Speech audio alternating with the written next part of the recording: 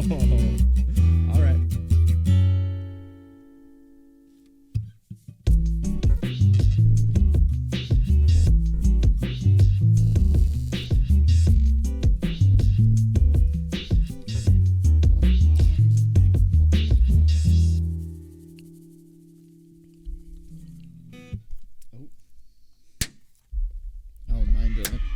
There it goes.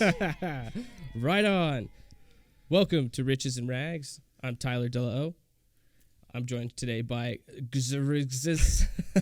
Chris A. I go by Chris A. Right on. I never knew how to pronounce it. I always see that X in your name, and so I just swing it. It's been confusing for a lot of people. I get Xhris sometimes. Xhris. I get Xhris, but it's just Chris. Never Christmas.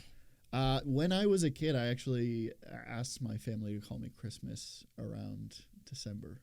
Okay. Which, a little cringe, perhaps. We were all kids once. So, Chris, tell me who you are, what you do. Yeah, so what you're into. I am primarily I'm an audio engineer, music producer. So I work with a lot of different artists in town. To produce their work. I've been doing it for about 13 years or so. Damn. Yeah. And that's just professionally, counting like high school. I've been doing it for like 18 years. So really into studio work. I've done a lot of live sound work as well. And I'm kind of getting back into performance. I used to perform a lot more than I do. That's how I found out about you. Yeah, watching you perform. That actually surprises me. You do production at that level. I would have definitely had all this shit set up an hour ago if I had even known that. I didn't do much research on you, problem. my friend. No. Yeah, so that's kind of my main thing. I also DJ occasionally when the mood strikes. And I it's a little bit on a hiatus, but I am also an online content creator. I have a YouTube channel where I make video essays about pop culture, politics, movies, linguistics, math. Linguistics? Yes. Okay. I'm very much into linguistics. We'll get into that. Yeah. I mean, I studied that in college. But quick question. Mm-hmm. What were you born to do? That's such a good question. I think that I don't know that anyone was born to do anything, which feels like a cop-out answer. That's a cop-out answer. If I had my way, I would just be in the studio all the time, recording, producing, playing music. There's nothing I love more than just sitting down with an artist and making their vision come alive. And in doing so, it allows me to express myself as well. So okay. I would love to just be a record producer full time one day. Do you have your own studio? I do. Yeah. Kind of a DIY. You've built it up over the years. Yeah, I've got a board that I've been using for about 5 years. Like a whiteboard? No, like a mixing board. Oh shit, nice. I got a whiteboard out there. If you I do need to get a whiteboard. Oh, they're so helpful. Yeah. Because you can erase them all the time. Mm-hmm. Yep. So I have a mixing board, an Allen and Heath that I've been using for about 5 years, and then I've got a mic kit. So if any musicians out there are interested, promote it. Where can they find you? I'd be happy to work. I'm on Instagram at Chris_A, XHRIS_A. Paul, can we bring that up on the screen? Make sure it appears. Yeah, right here. Yeah. Well, he'll bring it up on the screen and my Instagram sends to the link tree, which has all the it has my Spotify music. It has okay, there we go. My YouTube channel, but if someone's looking to get in touch with me, Instagram's the best way. Is that your main business? Is that how you bring in the dough? Is through the production stuff, or is it just variation of all the stuff? It's a mix. It's a mix of a lot of different things. I do have a day job as a math tutor. So I tutor mathematics and statistics, which I love. Math. I've always loved math. Nice. And it's always, in the way that it's kind of hard to find reliable production work. There's always education jobs, so it's always something to fall back on if I need to supplement the income from studio work. Is it in-person, private, one-on-one teaching? It's in-person. Yep. So it's in-person. It's usually one-on-one, although it can be small groups or something like that. So. Well, you've already dove into the YouTube content creation. Have you considered doing a math tutoring content course? I have. My friend and I actually have. We've been toying with this idea of doing an OnlyFans math series where we teach math in a sexy way. Hot damn. I don't. Okay, tell me about it. How do you teach math in a sexy way? I think mostly we're just scantily clad and you're dressed in a sexy way. Dressed in a sexy way, teaching math. Well, for kids? Not for kids. Not for good. Right on, man. Right on. Yeah, let's keep that out of the classroom. This will be 18 and over for adult learners, for college students. You really think the people would be showing up for the math? I do not know, honestly. It depends on the math. I think it's an interesting idea. What type of math are we talking about? Are we talking geometry? We would probably calculus. Do calculus. So boring. Really, you think calculus is boring? I mean, I can't apply it. I never got into math that way. I was never really a math guy. Okay. That was my brother's stuff. Okay. I will say, though, I have a newfound love for mathematics, but in the form of numerology. Okay. Mm-hmm. Tell me about that. Tell me your birthday and tell me, because like I said, I didn't do really research on you. Yeah. Can I just give you month and day? I would need the whole year. Okay. Yeah. 5/11/92. 5/11/92. Okay, that you're born on the 11th. That's a number of charisma and emotional energy. So it makes sense that you're out there performing and stuff, and even with that gravitas of producing other people, making that stuff happen for them as a visionary. But what was the year you said? 92. 92. Okay, so you're right before me. You're the monkey. Mm-hmm. So you're really smart, but you're lazy. Yes. Yeah. So you like to have fun, go here and there. I don't know, man. So let's see. If you add it all together, you get 1992 would be. See, now I'm struggling. 21, which is 3 plus. Paul, we got to check this on a calculator. Are you adding all the individual digits? So you basically reduce this. You take the month, which is a 5. You take your 11. And then that would be 16, right? Yes. 1 plus 6 is 7. So that's another reduction. And then with your year, 1992, 1 plus 9 plus 9 plus 2 is 21, right? Yeah, you're a math guy. Yeah, so 2 plus 1 is 3. Yep. 3 plus that 7. 7. So you're a 1. I'm a 1. So that's masculine. You're a leader. I sure am. Would you say that's correct? I would say I'm a leader. I don't know if I'm masculine, but yeah. There's actually I would say you get, because the one thing I saw was you had a couple of women carrying your instruments for you after the show, man. Yeah. That was funny. That was awesome. I like to spread the load around. Here's the deal. That's awesome. Here's the deal. As a bassist, especially if the amp is backlined, I don't have a ton of stuff to carry. I always have people who are like, "Can I help you carry something?" And I always say no. And so my friend came up to me and they're like, "Hey, can I help you carry some stuff?" And I was like, "Okay, fine. You can help me carry some stuff." And in doing so, the very few things that I had to carry were carried by other people. So I was just like walking out of the show with my entourage carrying my gear. That's awesome, because I've never really had that. Paul's helped me with the key stand a couple times, but even in the past, I was always carrying my own shit, and I'd help the drummer and stuff too. Yeah.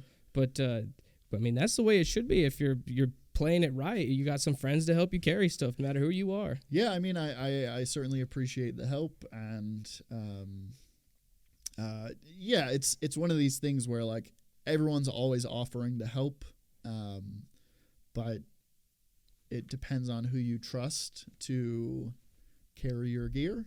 That's also important too, because you don't want someone to drop something expensive. Yeah. And I've done a lot of, like, I've run a lot of shows, and after every show you'll get people asking, can I help you put cables away? And, that's awesome. And so my question is always, do you know how to wrap a cable? And usually the answer is, and that is a no. If you don't know whether or not you know how to wrap a cable, then you don't know how to wrap a cable. It's you kind of do this kind of over-under thing, yeah. Which it's not a hard thing to learn, but your Joe Schmo coming up to offer you help doesn't know how to do it. I need my stuff organized in a specific way, which is partially me, but partially just like how you should do it. You should get stuff organized. So a lot of times you have to tell people, no, you can't help me. Are you good at telling people no? Ooh. When it comes to anything. In a professional scenario, absolutely. There you go. That's a masculine trait. In personal, less so.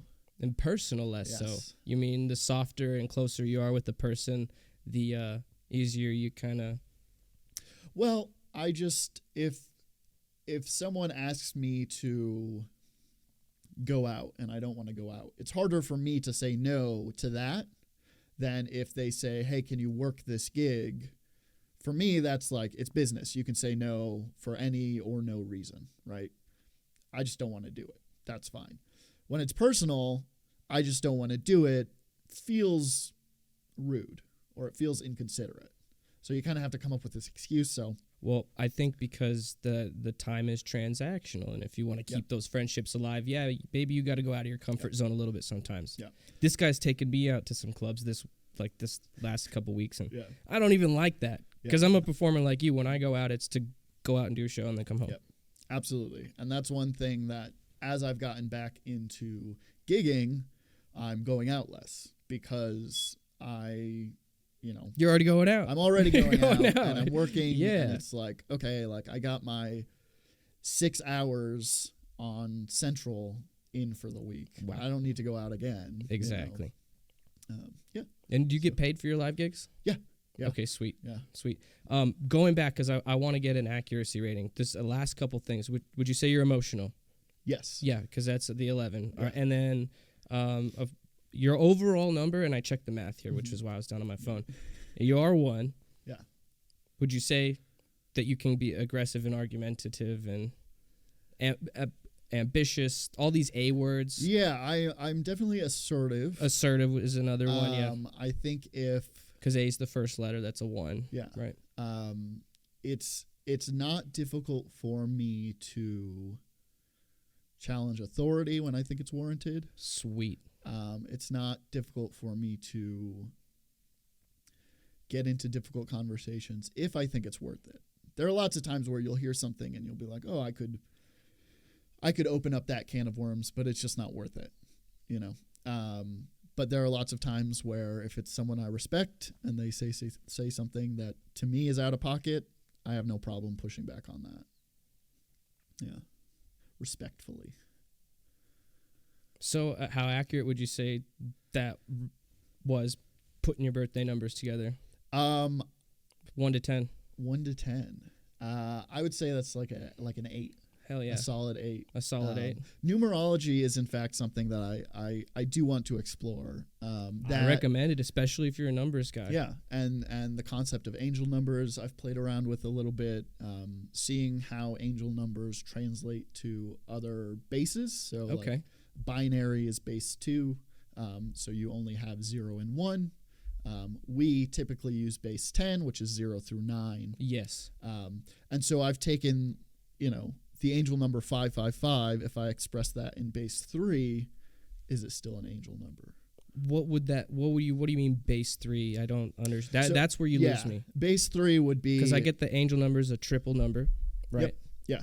So base 3 means you can only use 0, 1, or 2 to express. So your first digit would be 0, 1, or 2. Are we talking more of in the binary, the negative, neutral, positive? Is this kind of the base 3 you're talking about? You could use it as that, and that's like an interesting application of it. I'm just talking about, so if I write 1 0 on a page, that's actually 3. Okay. Because the tens digit becomes a 3, the hundreds digit becomes a 9. So instead of base 10, we're in base 3. So each digit is a power of 3. I don't know how interesting this is. It's interesting to me, but I don't grasp it. No, that's totally fine. Okay. So I mean, cool. Binary is like the easiest translation, where you're able to express all the values.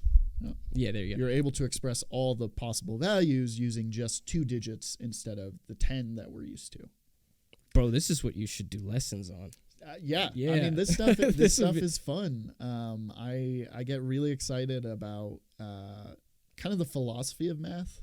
One of the most exciting things I get is when a student asks, "Why do we do this?" And then I can usually get very distracted with that. That was always my question with the, pardon my language, but the bullshit math they teach us in school. I feel they teach us that type of math to deter us from the fun math. I don't know if I'm right about that. So I don't think it's as motivated as that. I think we teach math, or we have historically taught math, in a way that is it's great for people who are predisposed to understanding math. It's almost a filtration system to find those those special math people who can actually go apply it in things like music, because there's sine waves and cosine waves. Oh yeah. So Beats me. my belief is that we teach math to about 10% of students, and those 10% of students do really well, and that's great. And then everyone else is just left in the dust. And so I get a lot of people who are, college students saying, "I hate math. I was never good at math, blah, blah, blah." And I think, I think there's always going to be a portion of people that just don't get math, and that's fine. But I think that's probably around 10 to 20% of people. I think everyone else just needs to be taught the right way. Check this out. Yeah. This is some North Korean math. Okay. 1 + 1 is equal to 1. Okay. Sometimes. Have you heard this? Sometimes. Okay. You explain it away before I give that. Well, what is your claim? It's pretty simple. Okay. I want to hear what you. Well, So how can 1 + 1 equal 1? 1 + 1 can equal 1. There's a couple different ways we can do this. So any mathematician, well, I should stop fidgeting. Any mathematician worth their salt. It's not popping. If it goes any mathematician worth their salt can prove that 0 equals 1, and from that we can basically do anything, right? If 0 equals 1, then add 1 to both sides. You've got 1 equals 1 + 1. That's a logical fallacy. You can't premise your mathematics, because now we're talking about existence from non-existence. You can't have something that comes from nothing, because nothing by existence does not exist. Yes. So 0 can't equal 1. It is a fallacious proof. It is inaccurate, but any mathematician can do that, and that's kind of one. So these just break rules just to explore. Yeah. Just to mess with you. All right, let's go. We can, of course, say, like, in different numbering systems, like 1 + 1 can equal 1.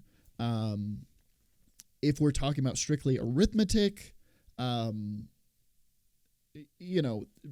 it's much trickier to make that work. But if we expand to like modular arithmetic, okay, 1 + 1 modulo 2 is equal to 1. This guy's smart as fuck. So I was like, he's on another level, bro. Dude. Fucking A. That's what I'm talking about, Paul. These people, like, with that 11 energy, they're just on a fucking other level, bro. So yes. Holy shit. And none of this I say to actually convince you that 1 + 1 is 1. That's not what's important. What's important is that math is an imperfect system, and it's kind of the best thing we've come up with. To your point, 0 can't equal 1. We say that because we've already decided that, right? So there are what are known as axioms, which are things that are so self-evident or seem to be so self-evident that we can't prove them, right? So 1 = 1 is an axiom, right? It's self-evident. Yeah. Or we would say A = A. Some number equals itself. So that's the reflexive axiom, meaning that something is equal to itself. But again, that's something that we just kind of decided because everything follows from that. You just helped me understand this word axiom. I've heard Jordan Peterson use it all the time, and I never really put it together.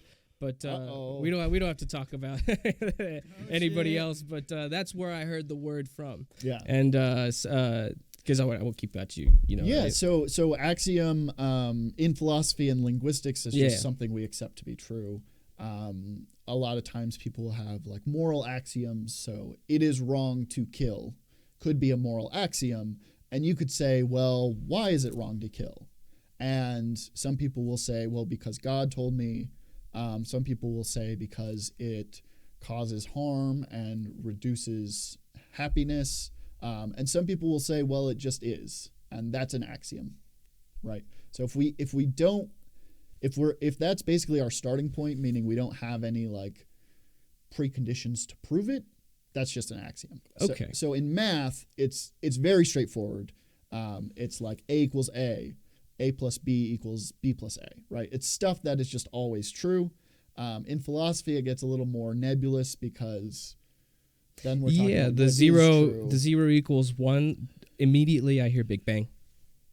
Oh, that's what I hear, and that's the physical element of how you'd get math from 0 to 1. Yeah, it's just everything from nothing. Yes, because 1 is not just 1; it is oneness. It is everything encapsulated in a singular unit. Yeah, and that's where we get into the philosophy of like, the classical Greeks were very reverent of the number 1, and in a lot of cases were skeptical of the number 0, because how could there be a number that represents nothing? Even that shape of it, bro, it's like a hole, bro. Mm-hmm. I don't know, man. Mm-hmm. And so I'd be skeptical of that number if I had seen it for the first time too. Yeah. And people were, same thing with negatives. Once negatives got introduced, people were like, "Oh, this is can't be doing that." So too intense. So what I'm getting at is like math is a process of, I think of it as a cycle of invention and discovery. We invent something that leads to a bunch of discoveries. We hit a wall, we invent something. I like that play dynamic between invention and discovery, but my understanding is different. I think the idea realm, including where math is and all thoughts, is a higher level of existence. That idea realm of consciousness. So we don't create thoughts, we access them, and then we can piece them together and invent them. That's just my opinion. And that's like, was that kind of what Plato thought? It could. I think it's kind of close to theory of the forms in a way, but not exactly. Okay. But going back to, all right, tell me if you think this is a valid argument. Okay, North Korea. North Korean math. Let's do it. 1 drop of water. Okay. If you take 1 drop of water and you add it to another drop of water, what happens? How many drops of water do you then have? Well, it's 1. 1 is the easy answer, right? Yeah. And this gets into, I think it's the Hegelian question of quality and quantity, which is actually something that It's a stronger drop of water. Well, that's not quite what I'm getting at. What I'm getting at is, yes, if I have enough drops of water, eventually it becomes a puddle. At what point does it become a puddle? Or, okay, I have a heap of sand and I start removing a grain of sand. At what point does it stop becoming a heap, right? And it's just a bunch of sand particles. So there's this interesting concept of like, when does quantity affect the quality of something? When does it become so much sand that it's now a heap? When does it become so much water that it's now a puddle rather than a drop? Let's tie this into business and back into your endeavors. Yeah. You seem to have a lot of different projects going on, which is kind of what I do too. Do you think if you have reduced maybe one of them that you could make that heap less quantity and more quality? So, yes. What's your favorite thing that you're working on? You seem to really like the math. I love math. Yeah, man. Is that it? Is that the thing? No. My favorite thing that I'm working on right now, and I think this is a big part of it, is like it's all time based, and so there have been times in my life where I've focused more on the YouTube content, and there's been times in my life where I focus more on the music. And so right now I'm focusing more on the music. Willa J and I are in the studio working on album number 2. You guys are both moving quick too, because your YouTube channel is only 2 years old. Yeah, it's about 3 years old. And I saw it had 30-something thousand views, but you've got already 1.5K subscriber. That's a good conversion rate, man. Yeah, it's not bad. And it's good, because I've got, what do we have, Paul, on this one? I might have 70K views, but I've got 113 subscribers. So not even close to what you've got. And really the YouTube channel, I kind of started that as a pandemic project. It was just like something to do. Well, did all that growth happen immediately when you started it? How did you get it to grow that quick? Yeah, a lot of spurts. A lot of it was collaborative. So I had a lot of help from other creators in the space. So probably the biggest name that kind of gave me a leg up was the Surfs. And they are Canadian. And they do kind of leftist politics commentary. And then a couple smaller creators. There's someone called Demon Mama, someone called Chill Goblin. And then I think there was one more, but I forget their name. But, a lot of... So you networked with other creators? Yeah, a lot of networking, a lot of going on people's shows and talking about my project. But these are already YouTubers who've got audiences on These are people who are far more established than I am. See, I'm networking IRL. Yeah. That's kind of what this podcast is, which maybe is why the growth is reflecting slowly, but definitely playing a long game. It's challenging to turn people onto YouTube, because I've found that generally speaking, the people that you're meeting out and about aren't spending their time watching YouTube. Yeah. And so networking within those communities that are already online gave me more results than I see with the IRL networking. What's interesting is I have had people recognize me from my YouTube channel. Hell yeah. And I've had at least one person who came up to me at a party and was like, "I didn't know you lived in Albuquerque." That's a cool feeling. And I was like, "What? That's awesome, man. What do you? Yeah, I live in Albuquerque." And he's like, "No, I know you from YouTube." Fuck yeah! And I just realized. How long ago was this? This was last summer. Okay. Or this summer, earlier this summer. Yeah. Nice. So getting in real life recognition is pretty neat. And then I think for what you're doing, I think the IRL networking is great because you're bringing in community members to talk about their work. And so I think encouraging them to, spread that to their community, and I think that's a great way to do it. It's fun. I definitely like to learn a lot from people who are doing better than me in these domains that I want to access, Yeah. How many bands are you in? I am in one band right now. Okay. One band officially. I've got a couple other things in the works, but nothing that I want to speak publicly on. But my main band right now is Willa J. And I've been working with her for about 1.5 years. Yeah, again, like I said, you guys have been doing that for about a year. Yeah. Right? And it's just... Yeah, and it happened very organically. I went to see her perform because she was a friend of a friend, and it was just her and an acoustic guitar, and I was hooked, and I went up to her and I said, "Hey," I kind of gave her my elevator pitch. "Here's what I do. Here's how long I've been doing it. Would you like to work on an album together?"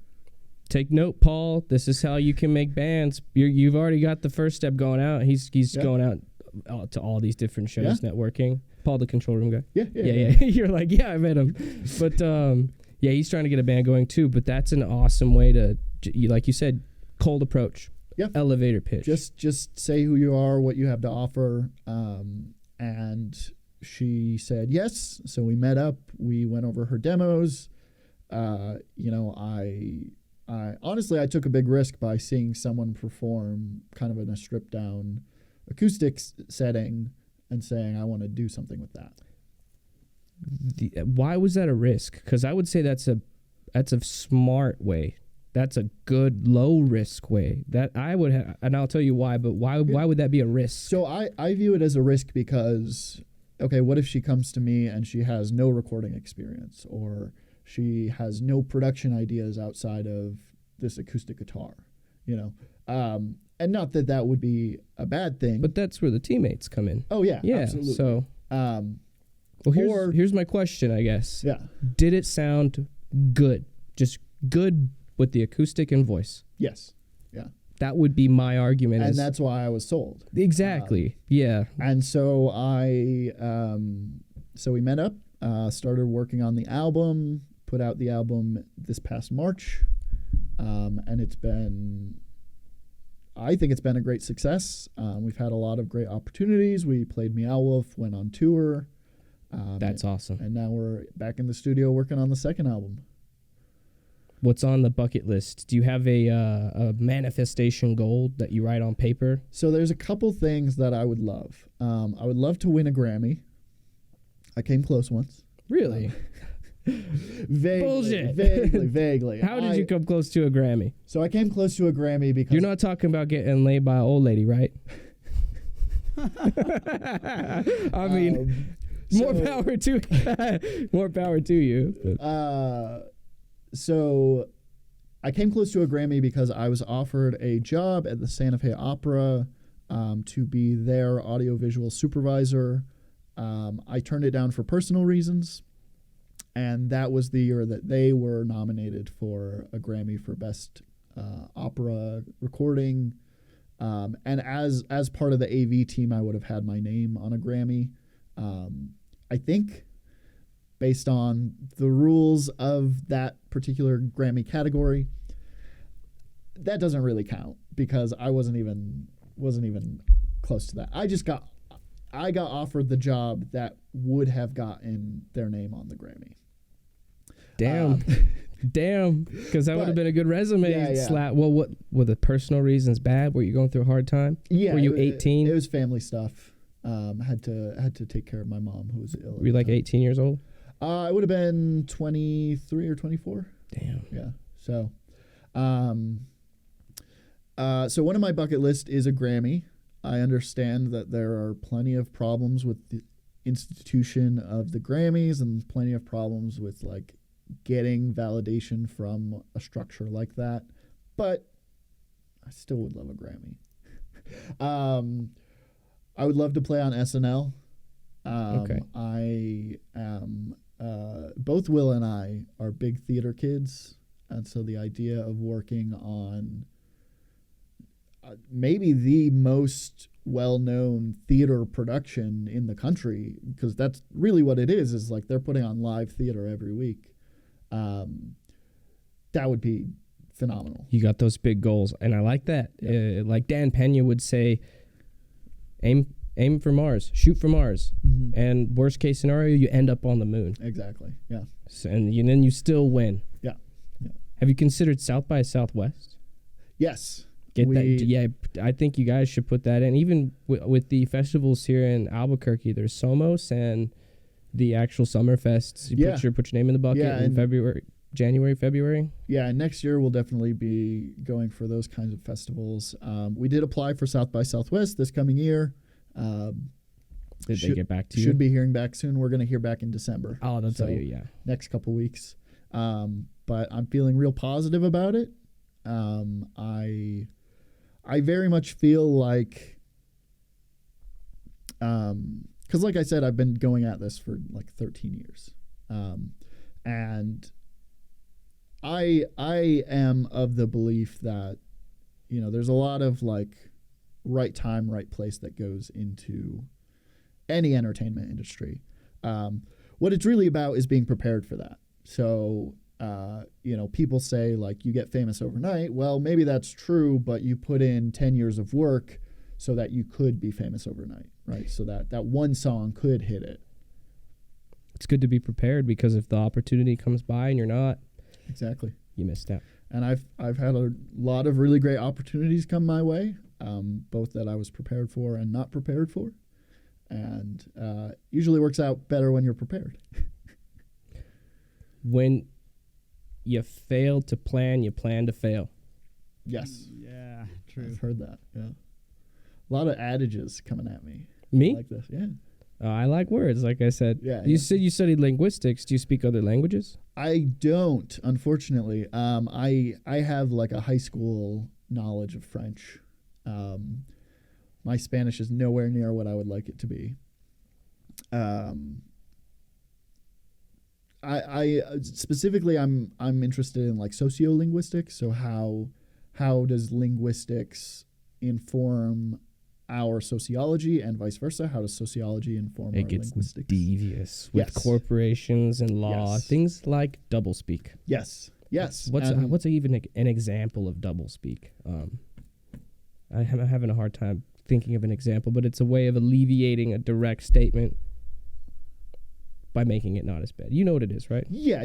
And I've done I did a YouTube video on the concept of really it was the concept of newspeak, but both come from Orwell 1984. So yeah, I really like getting into that, and I'm a hardcore linguistic descriptivist, which for the audience means I think words are defined as they are used rather than they are used as they are defined. As in, we don't need a big linguistic authority to tell us what words mean, because words are going to change over time. There's no such thing as correct or incorrect when it comes to language. What's most important is being able to communicate, and sometimes using incorrect language is more communicative than using correct language. Could I use an example? Yeah. And this is what I would say would be an incorrect form of speech. You're a dumbass. Okay. Like just right now, if I disagree on your opinion based on the social context, that would be an incorrect way to just be like, you're fucking wrong, you're a fucking dumbass. Wouldn't that be incorrect?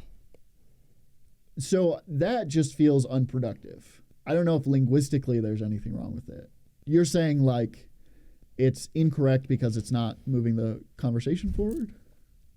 Well, like there's a correct way to speak. I gotcha. There's a correct way to speak. Not only grammatically, but also in the social context. Yes. If it's an elder or a child. Yes, absolutely. And or someone who's dumb. And ways that we think of as being incorrect could actually be correct in certain scenarios, right? You're going to speak differently with your friends. You're going to use more slang. You're going to maybe you're going to do some copula deletion. Copula deletion. Yes. What is that? That we studied that. That's related to Ebonics. It can be. Yeah. What is it? What's the copula deletion? That's when you drop the verb to be. Okay. So the classic example is like some people will say, okay, the floor needs swept. I grew up saying the floor needs to be swept. Some people just say the floor needs swept. You tall. Yeah, that's a great example of like a cultural dialect using copula deletion, where you would just say, yeah, you tall, because like you are tall would actually sound grammatically incorrect. And so you're saying that's technically not incorrect because when it's used in that context, they understand it. Right. It makes communication more effective. And like, yeah, of course, like the classic example is Ebonics or African American Vernacular English. And like, if you go into certain communities and you talk like you and I are talking, it would actually be incorrect, less conducive to communicate. It would be incorrect. Yeah, exactly.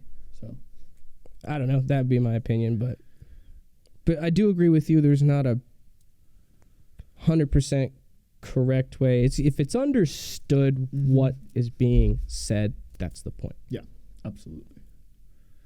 Yeah. So you've studied linguistics?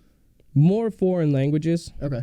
I picked up a couple of Hindi phrases from this guy, from this panchod up in here. Mother chod, panchod. Yeah, he's got 2 Indian roommates. Okay. So that's going to be the next endeavor, is learning some base phrases there. Nice. But yeah, I really don't know how to say much except for Gora, Hat Lauda. Don't say all that shit, bro. Should we beep that out? I didn't know it was that disrespectful. Jeez. Okay. Him all the bad shit, and he's just fucking popping off on the. I don't know. Pod. I didn't know it was that bad. We could beep it out in the edit. Should we do that, Paul? I mean, if you're cool with saying motherfucker, sister fucker, asshole. I mean, you're cool, well, you just said it in English, and that's the thing, man. Like, why is it that these profane expressions are worse in foreign languages? Have you ever noticed that? What do you mean worse? Because I've tried using these bad expressions, profanity around other people who speak other languages, and they seem to have this like, whoa, like, don't say that. But when we do it in English, it's like, we don't care. Yeah, I'm wondering what's up with that. I'm wondering how much of it is like the abstraction of like, when I call you a motherfucker, I'm not saying that you're like fucking my mother, right? Actually, here's a cool fact. I am not a motherfucker. That is a cool fact. I have never fucked a mother. He doesn't like them MILFs like your boy. Well, I don't kiss and tell. So, I have had relationships with people of all parental status. Nice. Yeah. That's where the Grammy thing comes in. Not a grandparent to me. Well, no. Right? I had to think about that one too. Well, at this point, I don't know. They could be a grandparent at 32, 33, 34. Exactly. Yeah. At 68, they could be a grandparent. So I'm wondering if in other languages it is more literal, where you are calling something. Because if I actually said that to you, if I said like, you fuck your sister, like, that's pretty insulting. Right? That's pretty insulting. Man. If I just said you're a sister I wouldn't do fucker, that, by the way. No, yeah, of course. Well, no, a sister's like you fuck someone else's sister, right? Well, and this is what I'm wondering is maybe in their language, the implication is that you're fucking your own sister. Damn, bro. And so that's way more insulting than saying you're a sister fucker. Which one is it, Paul? No, he's right on the money. Oh, so I had it wrong. I thought this was a bro, Chad, smashing all of his bro's sisters. No, like literally fucking his own sister. Yeah, that's why it would come off. Yeah, that's way worse. So that's I think just things like that, where like our implication is just, oh, it's a bad word. Their implication might be like, you're actually insulting me and my relationship with my family, which is like a pretty deep cut. Like you can say worse things in English without cursing, right? Lay it on me. Give me an example. You could say like, you're bad at math. Yeah, you could say like, your mama didn't raise you right or something like that. That's pretty insulting, Did you say true, Paul? Yeah, that's a good definition. Like, yeah, man. Versus if I called you a motherfucker, it'd roll off your back. Yeah. I would actually take more offense to if someone was like, oh, your fucking parents didn't raise you right, compared to like, oh, you're a dick, or fuck you, asshole. Like, I would literally take more offense to someone insulting my family or something like that. 100%. Yeah. And then you get into what are the cultural associations with family. Like, I think in the West we have a pretty loose family that was going to be my next kind of point, is maybe a lot of it is the degradation and degeneracy of the Western society. Ooh. Just the broken down family unit and all the freedom to use these profane languages has caused this kind of desensitization, putting it in all the movies, all the video games. Yeah, I think if your dad was a really terrible person because he was socialized to believe that he could be, or you had an absent father or whatever because that's way more socially accepted, maybe insulting your father doesn't really do much for you. Whereas if you are in an Eastern culture where you're living in the same house as your parents and your grandparents, you don't talk about my family that way. Yeah. I made a your mama joke with the Cuban guy in the kitchen one time, and he got real serious with me. He's like, don't do that. Yeah. I was like, okay. Yeah, there's certain lines that you just don't cross, and it's going to vary culture by culture, right? How old were you when you said your first cuss word? Do you remember? Yes. I was probably 6 or 7. And I thought I was, what I said was axe, because I thought the word was axe. And I called my sister a smart axe. Because I had picked it up from my step siblings, who their father, who is not not associated with me, had a lot looser conditions on watching movies and stuff like that. So they had a lot of bad words that they picked up. And so they said like dumbass to me one time. And so I was at dinner and my sister like took a fry off my plate and I was like, oh, you're being such a smart axe. And my dad told me not to say that. And then your dad beat you? No. Oh, okay. He beat me with kindness. With kindness. Yeah. Nice. No, my dad was never physical. I have a good relationship with my dad. That's good, man. I got a good relationship with my dad too. Nice. Yeah. Yeah. He's actually staying here while he's in between. He's Airbnb-ing out his place in Phoenix and nice. On his way to Florida. So. Oh, cool. Exciting. So he's hanging out here in between. Yeah, very cool. But yeah, it's good to be on the good side with your parents. I think there's, even if they're not perfect. Yeah. At least make peace with them, you know? Yeah, I think there are certainly scenarios where it's just irreconcilable and, obviously. Excommunicate? Yeah, obviously. That would be making peace, wouldn't it? There are some times where that makes more sense, but in general, I would say, like, parents are people and they are imperfect and they make mistakes and they probably raised you without knowing what they were doing and they deserve grace. I agree in with most that. Cases. Yeah. In most cases. There are certainly parents who are just bad parents, and if you want nothing to do with them, that's totally fine. And how were yours? My parents were good. It's funny.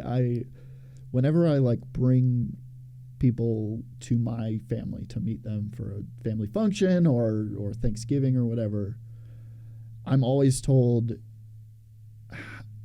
how surprised they are at how functional my family is. Well, what's the background? Is it a religious background? An atheist background? Mixed culture? Yeah, so immigrants? Mostly. Shut the fuck up. Mostly secular. We went to church growing up, but I don't think either of my parents were particularly religious. So you think they just brought you guys to church to make sure you turned out all right? Yeah, I think it was a cultural thing. I think it was like, this is what you do once a week. And once it kind of became clear that we were not getting that benefit, it became an option. And it was like, okay, you're old enough to make your own decision. You can go if you want or not. Same with me, man. Yeah. Same with me. Yeah. They still together? No. So my parents split up when I was 4 years old. Oh, okay. So as far as I'm concerned, my parents were never together in my memory. Would you consider that trauma?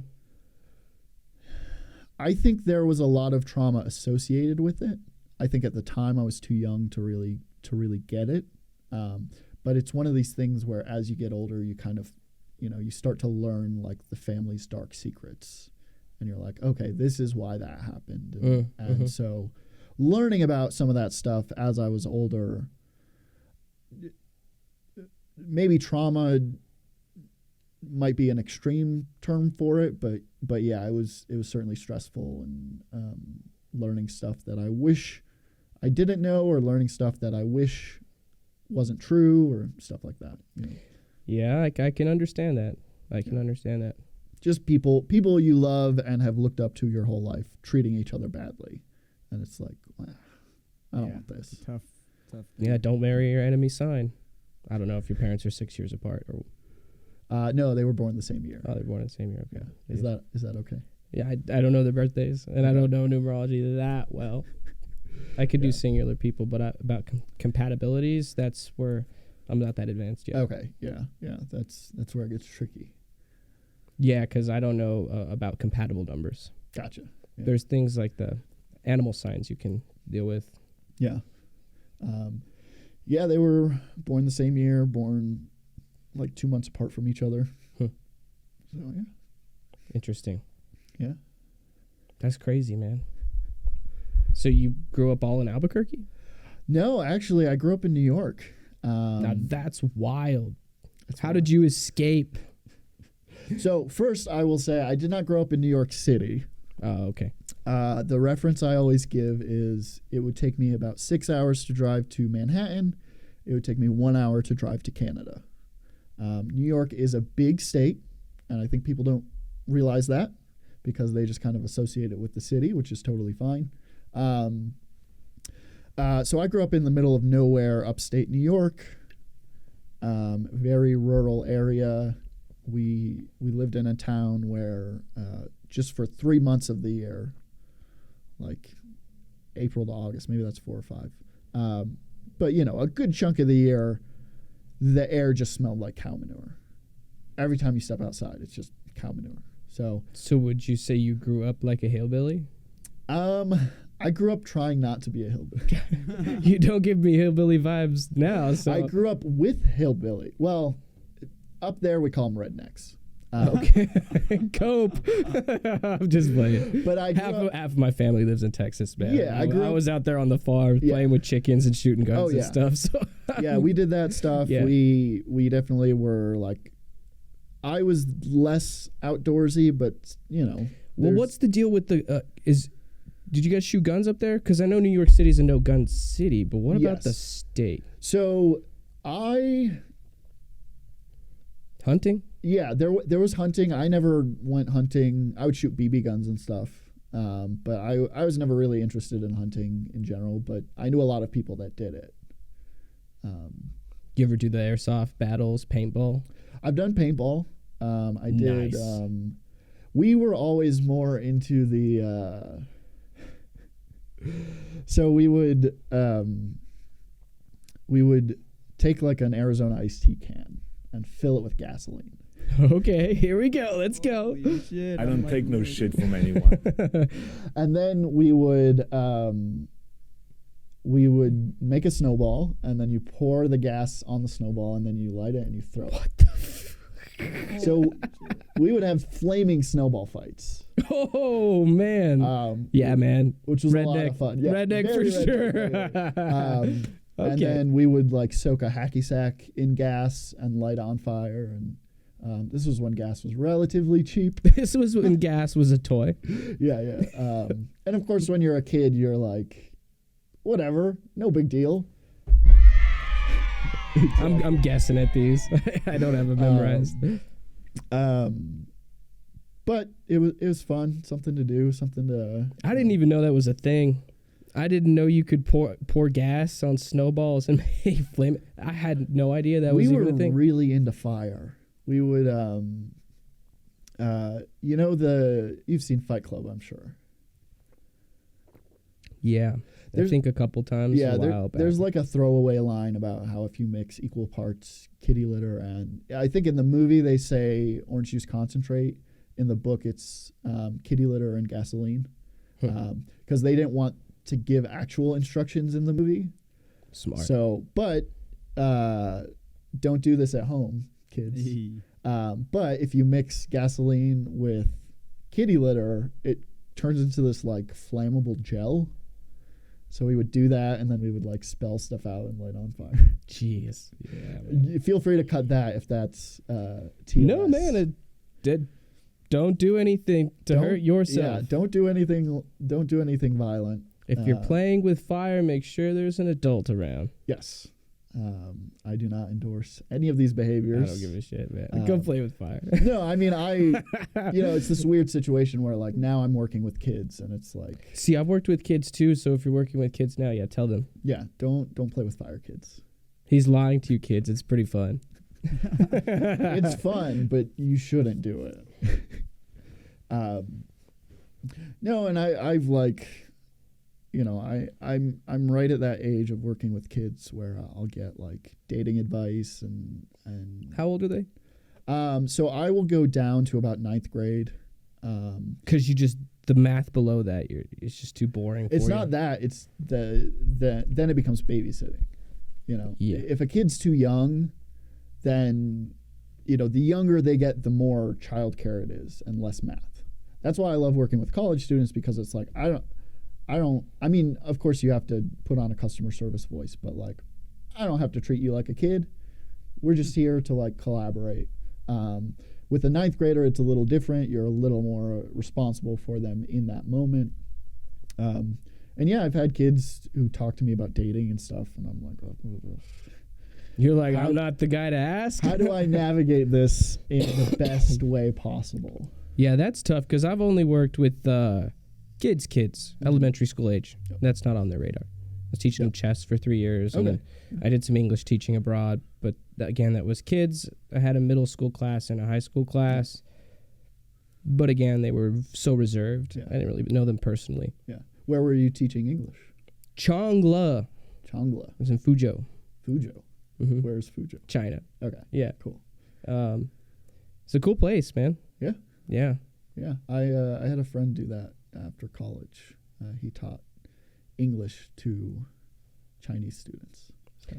Yeah, but you gotta be definitely thoughtful. Yeah. When the kids are there, you know. Yes, I imagine. Especially when there's a lot of them, you don't want one of them to go missing. Yeah. Yeah. You're always counting numbers, and not even names. Yeah. Do we have 23? We got 23. Cool. Yeah, that's fine. And that's one of the reasons I don't have any interest in like classroom teaching, especially with kids. Like, I don't want to be responsible for a group full of kids. Then what are you leading? You said you were a leader. What is it that you lead? Because you said you taught. In my mind, I thought you had classes too. So I have done some classroom teaching, but as far as a leader, like if we're working on a project together, I have no problem making decisions. I have no problem.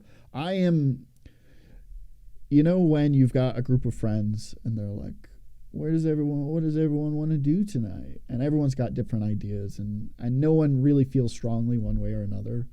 That's kind of my time to shine, where I just come in and I'm like, okay, this is what we're doing. You're the gauntlet. Someone has to make a decision. Like, a decision has to be made. So here we go. This is what we're doing tonight. And usually it goes pretty well. So very much if there's like deliberation or indecisiveness, I'm pretty good at like bringing people together and coming up with something that hopefully solves the problem. Yeah. Okay, and you apply that when you're producing the music for artists.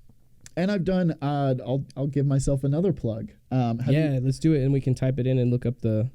Have you been to the penguins exhibit at the Albuquerque Zoo? I think so. Okay. Have you've seen all the screens and stuff, and they got games and. I don't know. Okay. It's been a while since I've been to the zoo. Yeah. Zoo's really not my thing. I don't like seeing animals captive. Yes, zoos are kind of this. Botanicals are awesome weird, because the plants don't need to move, and the bees are cool and nice. Yeah. So I led the audiovisual install for that penguins exhibit. That's cool. So I think it's about a dozen exhibits, including informational screens. Wow. We've got motion-tracked games. So is this the name of a company or business you work for? So I used to work for a company called Ideum, which they design, build, and install museum exhibits. So I installed an exhibit. Or 3 exhibits at the Smithsonian Air and Space Museum. Holy cow. They sent me all across the country, which was great. That's rad. Yeah. That's smart technical stuff. Yeah, what's the thing you want to plug? So if you look up, actually go to ideum.com, IDEUM. I no longer work for this company, just to be fair. Just go to their main page. They should have and then... go to just keep scrolling down. I think there's a thing where like our work, if you go there and then scroll down until you see penguins, I guess. This looks fucking cool, man. That San Diego Zoo, I was on that team as well, but I actually left before that got installed. But they did a huge install at the San Diego Zoo. It's a really cool company. It's right here in New Mexico. Heck yeah, that's really, really cool. So yeah, this was years ago, so you'd probably have to scroll back. But and you don't have to tell me the amounts, but maybe percentages. What percentage of your income comes from the math tutoring? What percentage comes from this type of production stuff? And what percentage comes from music and gigging? Yeah, so how do you have that split up? I would say maybe like 75% is, there it is. Scroll up a little bit on the right. Interactive penguin exhibition. So I would say probably like 75% math tutoring. And then... Do you do that through an organization, or is that freelance, just you? I do it through an organization. You don't have to say the name. Yeah, that's cool. I don't think I'll say No, what it is, but it is community-based. It's open to the public, which is super cool. Open to high school, open to college students. Are you able to set your own rates? No.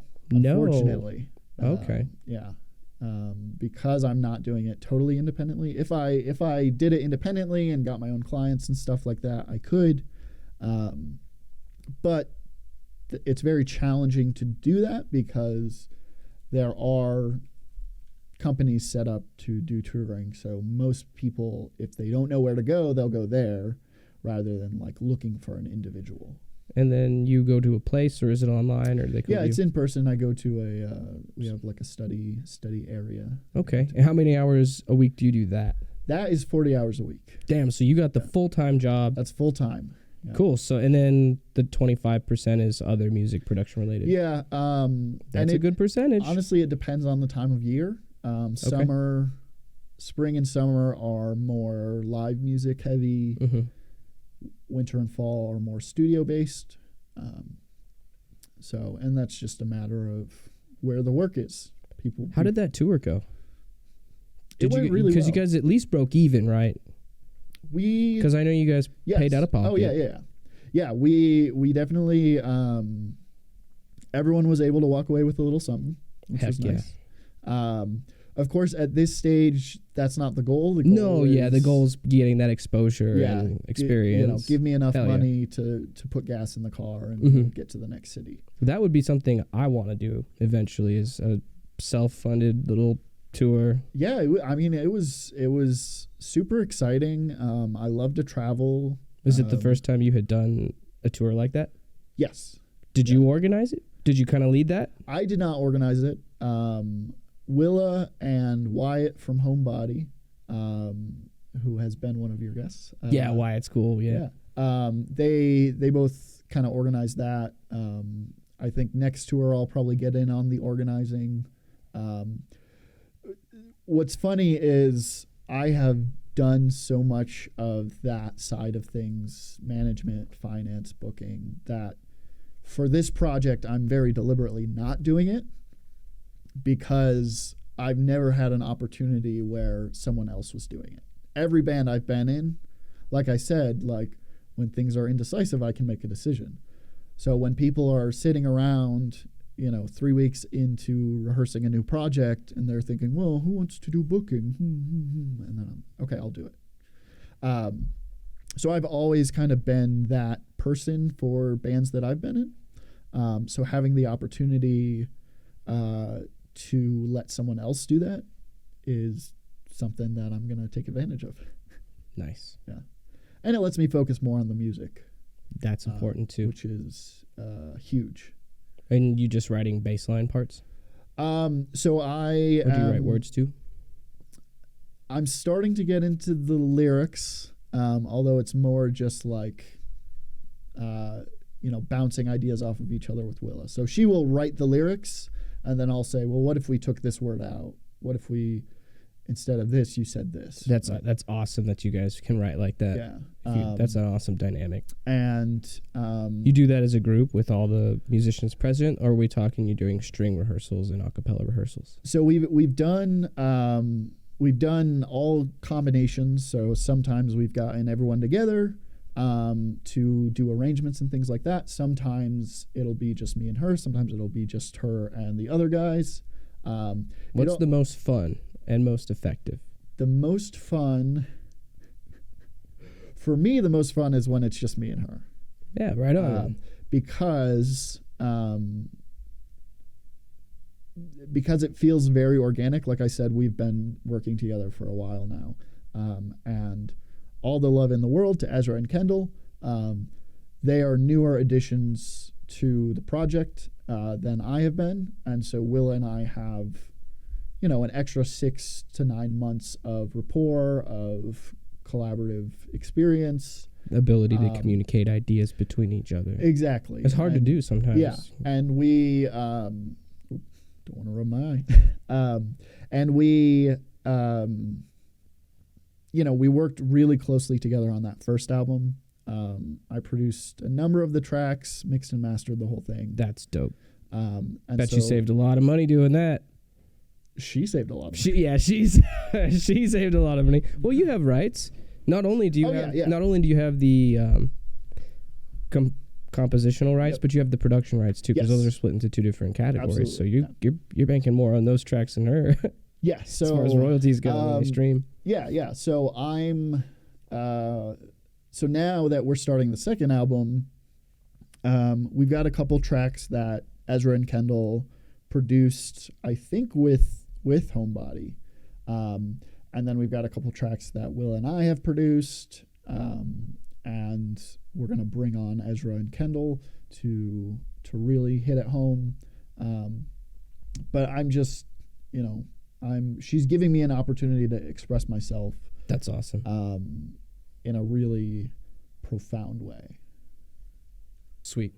We're back. We're back from a break. Love that. But it probably looked instantaneous because of that pause button. We brought up magic. Yeah, we brought up a couple of your pages because our control room guy was using Mozilla. He didn't know what he was doing. Shots fired, Paul. No, I'm just playing. We got it up. Let's talk about it. Yeah.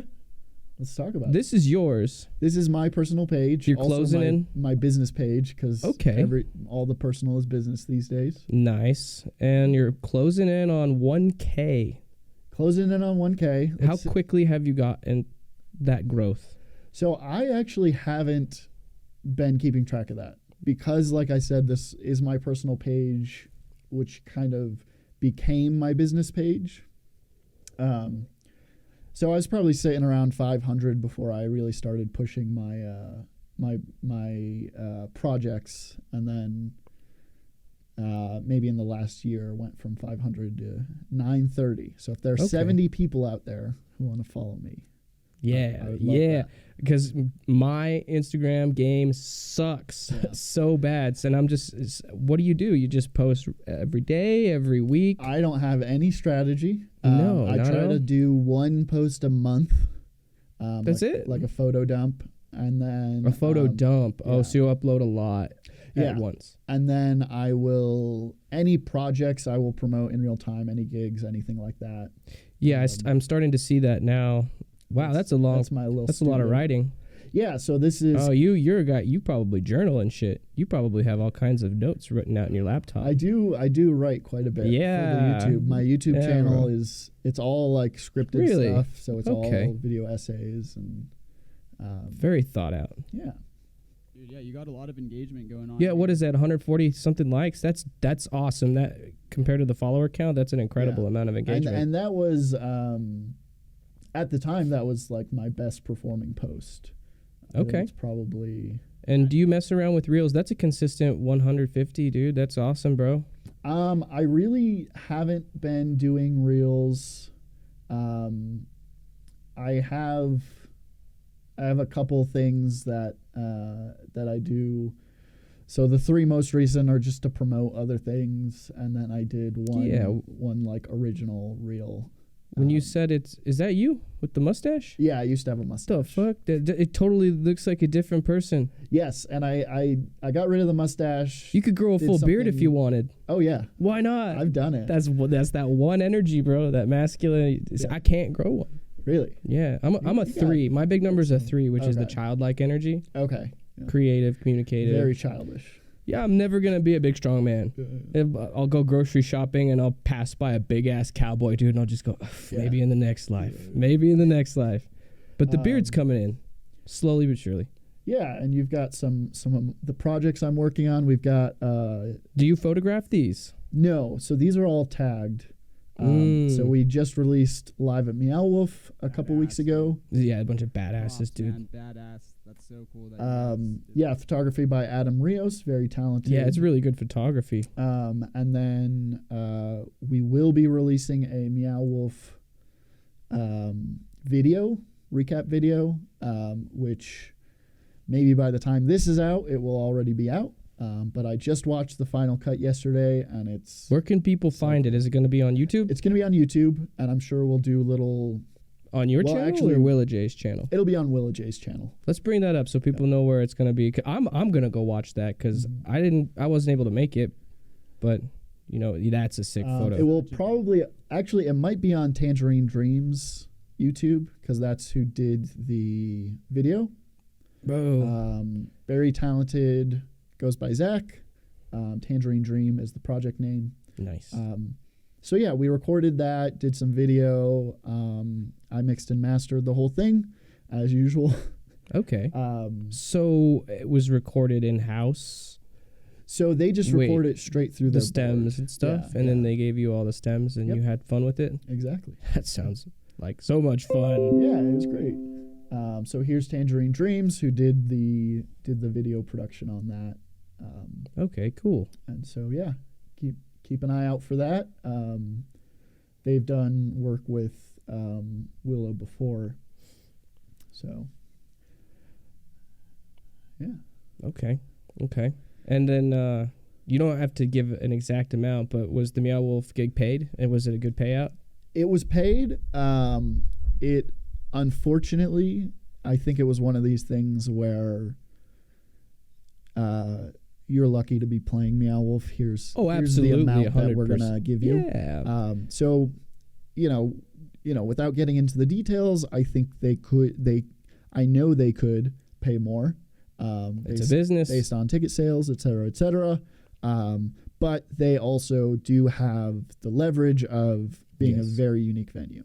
Yes. And so you'd kind of be foolish to turn them down. I would agree. I would say take what you get, even if it's free. Yep. But, make it known that you're, your business and you know your worth. Yes. And so, yeah, we did some negotiation. That's awesome. How did you negotiate? How did that go down? Who did that? That was kind of a collaborative effort. We just kind of put our heads together and typed out an email and okay. Because you didn't headline, right? You opened for another group. Headline. So it's a little harder to gauge how much pull was yours, right? Yes, and again, like I've done a lot of different parts of the industry. So I've done booking. I've done, I've never worked at Meow Wolf specifically, but I've worked at similar venues, as similar as they can get. As a sound guy? Mm-hmm. That's awesome, because I was only a door guy at the El Rey, and I asked to be a sound light guy, and they said, you can move the equipment for a while, we'll see it. But I'm a little guy, I'm not going to bust my ass. It's awesome that you got into those. So I have an idea of what a headliner would make, and comparing that to what we made, I was like, you guys can do a little better than that. But they held steady and gave us what we got, and I'm happy for the opportunity. And the relationship is connected with the venue owners. Yep. It's on a good term, right? Yeah, absolutely. Yeah, and that's the most important thing, because then you can get in again. Yep, and we're looking to get back in again. Hopefully, when we put the Meow Wolf video out, hopefully Meow Wolf will promote us. I'd run ads on it. Yeah, take $20-$40, run it for a week or two. Yeah, and we're not counting on, obviously, if Meow Wolf reposted something we did, that would be a huge deal. So we're not counting on that. Find the human with the button. Offer him $100. Oh, I know the human with the button. Yeah, that's what I've been telling Paul, because there's so much bureaucracy in these corporate ladders, and you have to get to the person. But if you can find the person with the override button, then if they like you, you can be human. Yeah, they do like. But you're very right. A post from a certain person or a company like that is so valuable. Yep. And I think it fits within their kind of style. It's not like totally out of left field, so we'll see. What was it like playing on that fucking stage? The sound was amazing. Oh, I bet. That's the biggest thing, is it sounded so good. We worked with Max, who, I'm sorry, Max, I don't remember your last name. Don't know that you would want me to say it anyway, but Max at Meow Wolf, very talented audio engineer. They are very professional, which I appreciate. again, I grew up on the East Coast, and there are different standards of professionalism on the East Coast. It's a lazy ass town. And so, and I've worked in big venues. You know, my like biggest gig was I worked an episode of Hardball on MSNBC. Holy cow! With Barack Obama as the guest. Did you meet him? I did not get to meet him. I was too low on the hierarchy. But did you edit his voice?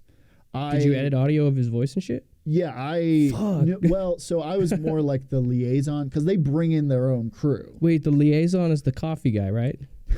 I don't know what a liaison is. So liaison is just French for connection. So I was connecting our AV team to their AV team. So I was kind of in a supervisory role. Okay. I didn't directly push the buttons, but I brought in their team and made sure they could hook up and do everything. And if awesome. They needed something from our venue, I was in charge of getting that to them. You've seemed that you've done some big projects and had a lot of prosperity in these different zones, and then you end up here and you're tutoring math, and then, you know, a quarter of it's coming from the music. Are you going to try and transition back into doing all the music and production full time? I would love to. Are you willing to sacrifice the math thing for that? Granted that the music pays. Yes, absolutely. Math can be a hobby as far as I'm concerned, which I know sounds goofy to people, but I'm totally okay with putting the math on the back burner if I could make music full time. Absolutely. But what I was getting at is, like, I've worked in a lot of these bigger venues, and so there is that standard of professionalism, and you know, New Mexico less so, but Meowolf was reminiscent of those venues back east, where it's like you go in, there's a person to show you where to go. A lot of when you work smaller gigs in smaller communities, there's a lot of overlap. The person running the door will be running sound, will be serving drinks, will be the person who organized it is also, you know, coordinating the production on the technical side. So when you get to those bigger, more professional venues, to have one person who's focused on this thing. So the sound person was doing the sound. And that's his only job. Which meant that we didn't have to. Fantastic. Because a lot of the times you'll come in and you're, even as a performer, you're doing double duty, you know. Yeah. So they showed up, they gave us a cart, we loaded in very painlessly. Man, they got you a cart. Yeah. Wow. So we set everything up. Very professional, you know, this is where the bathroom is, this is where you get drinks, this is where you get food. So overall, the professionalism of performing at Meowolf was a huge breath of fresh air, especially working some of these like more DIY type things. Even the like professional venues in Albuquerque are not by any fault of theirs, but it's a smaller pond here. Absolutely. It's got this kind of glass ceiling. Yep. Not only economically, but as far as the motivation of the population goes. It's a very laid-back city. I think a lot of it has to do with the mountains in the east, how it blocks the sunrise for the first hour or whatever. Interesting. You know, that might add to the let's get a late start mentality. Yeah. That's just an idea I've Maybe had, so, yeah. But it sounds like you really care about this professionalism, and you carry that into your own production. Yes. Right? Yes. I'm very big on punctuality. I like people to be on time. I like people to communicate. I like spreadsheets. I like organization. How was my timing today setting up? Would you think it was a little? It was perfect. Or you think so? Because we said 12, and then we got the tests done between 12 and 12:15, 12:05 and 12:15. I would put you at an A. Really? If I showed up and you were completely set up, that'd be an A+. Okay, cool. But the I would reality, have given myself like a B-. The reality of doing something like this is, even if I showed up and you had everything totally set up, we would still check the lights, we'd still check focus, we'd still check levels. So it's never 100% set up until you're ready to go. So you guys were right where you needed to be. Well, thanks, man. Yeah. And then so sell yourself to anyone here who might be interested in working with you, because you'll take production stuff from people online, right? Yes. So I am open to working with different artists. What type of artists? What do you charge? Yeah. So I typically charge $25 an hour. And again, unfortunately, that comes down to the city we're living in. Okay. If I was working in New York or LA, I think I would do $100 an hour easy. So are we talking $25 an hour for recording stuff, or for everything? Everything? Mixing, recording, production. A lot of times I will kind of package it together. So if you want a song done, then that is going to be X amount of hours. And so you'll pay based on that. Where are your services listed? Are they on Fiverr or something like that? So how would people pay you? Yeah, so I work mostly word of mouth. Okay. So I have people will find me and say they want to do something. Honestly, Fiverr is something I should probably dig into a little more.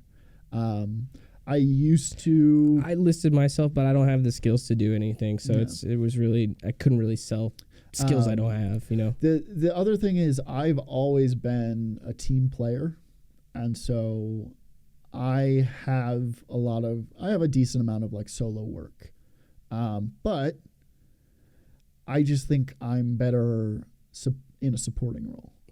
What software do you use? I use Ableton Live. Hell yeah.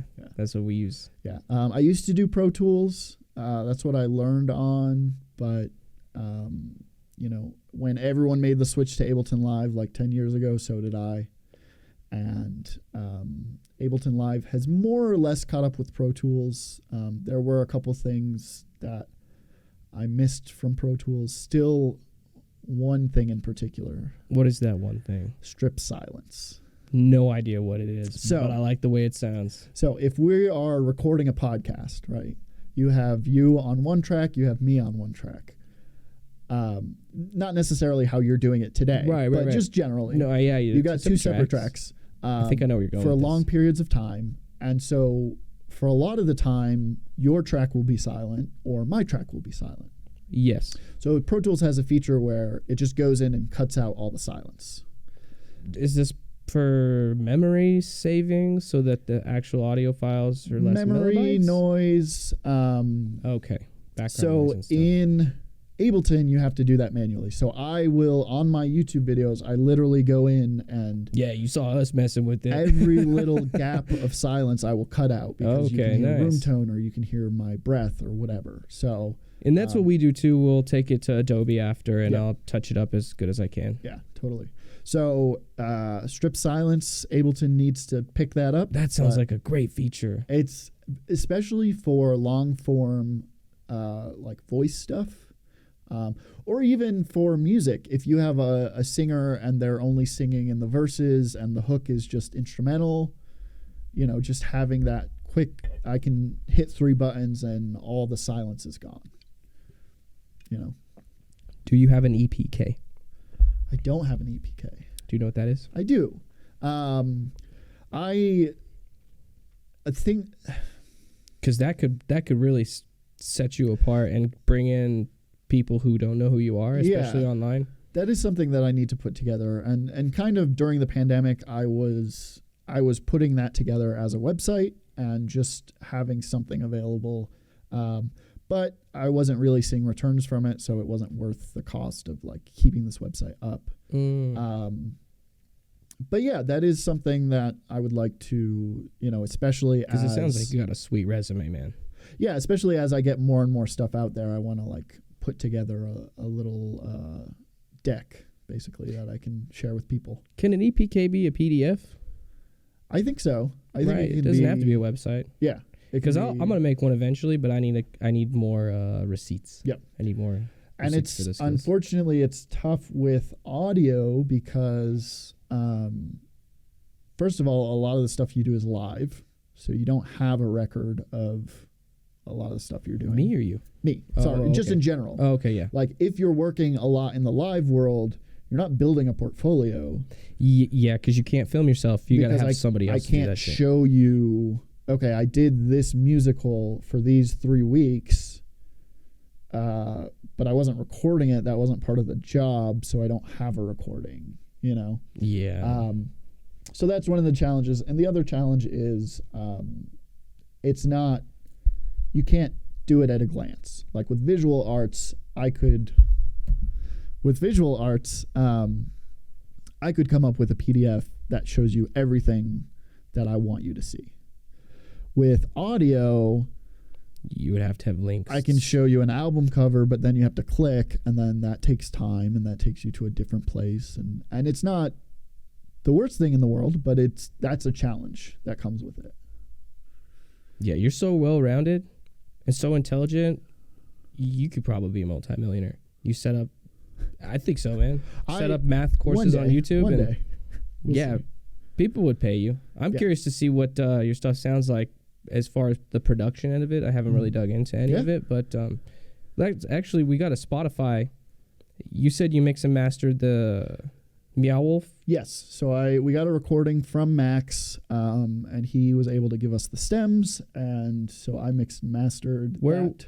Where was this uploaded through? Was this like distributed through CD Baby or something? We use DistroKid. DistroKid, do you think we'll get slapped with a copyright if we play it? I don't think so. Let's pick a song. Give it a shot. I'll let you choose. So let's do. And by the way, audience, he said that this is the live recording of the Meow Wolf performance they did. He said he mixed and mastered it. The guy gave him stems, and the video for this performance is coming out real soon. If not, it's already out. Yeah, let's do. Super stoked. I really like You. Yeah, let's. A lot of these songs have like kind of build up intros, but. Oh, it's got lyrics too. Yeah. That you dreamt of as a child, and felt that for a while. Got the audience in there too. That's good stuff. Yeah. The crowd was great. They really. I like that. Stop-on giver, a heart-shaped letter. Just drives with the wind. Nice. The road has traveled to you. No place for ignorance. Oh, baby blue. Stride with the wind. My heart says you would do. No place for ignorance. Oh, baby blue.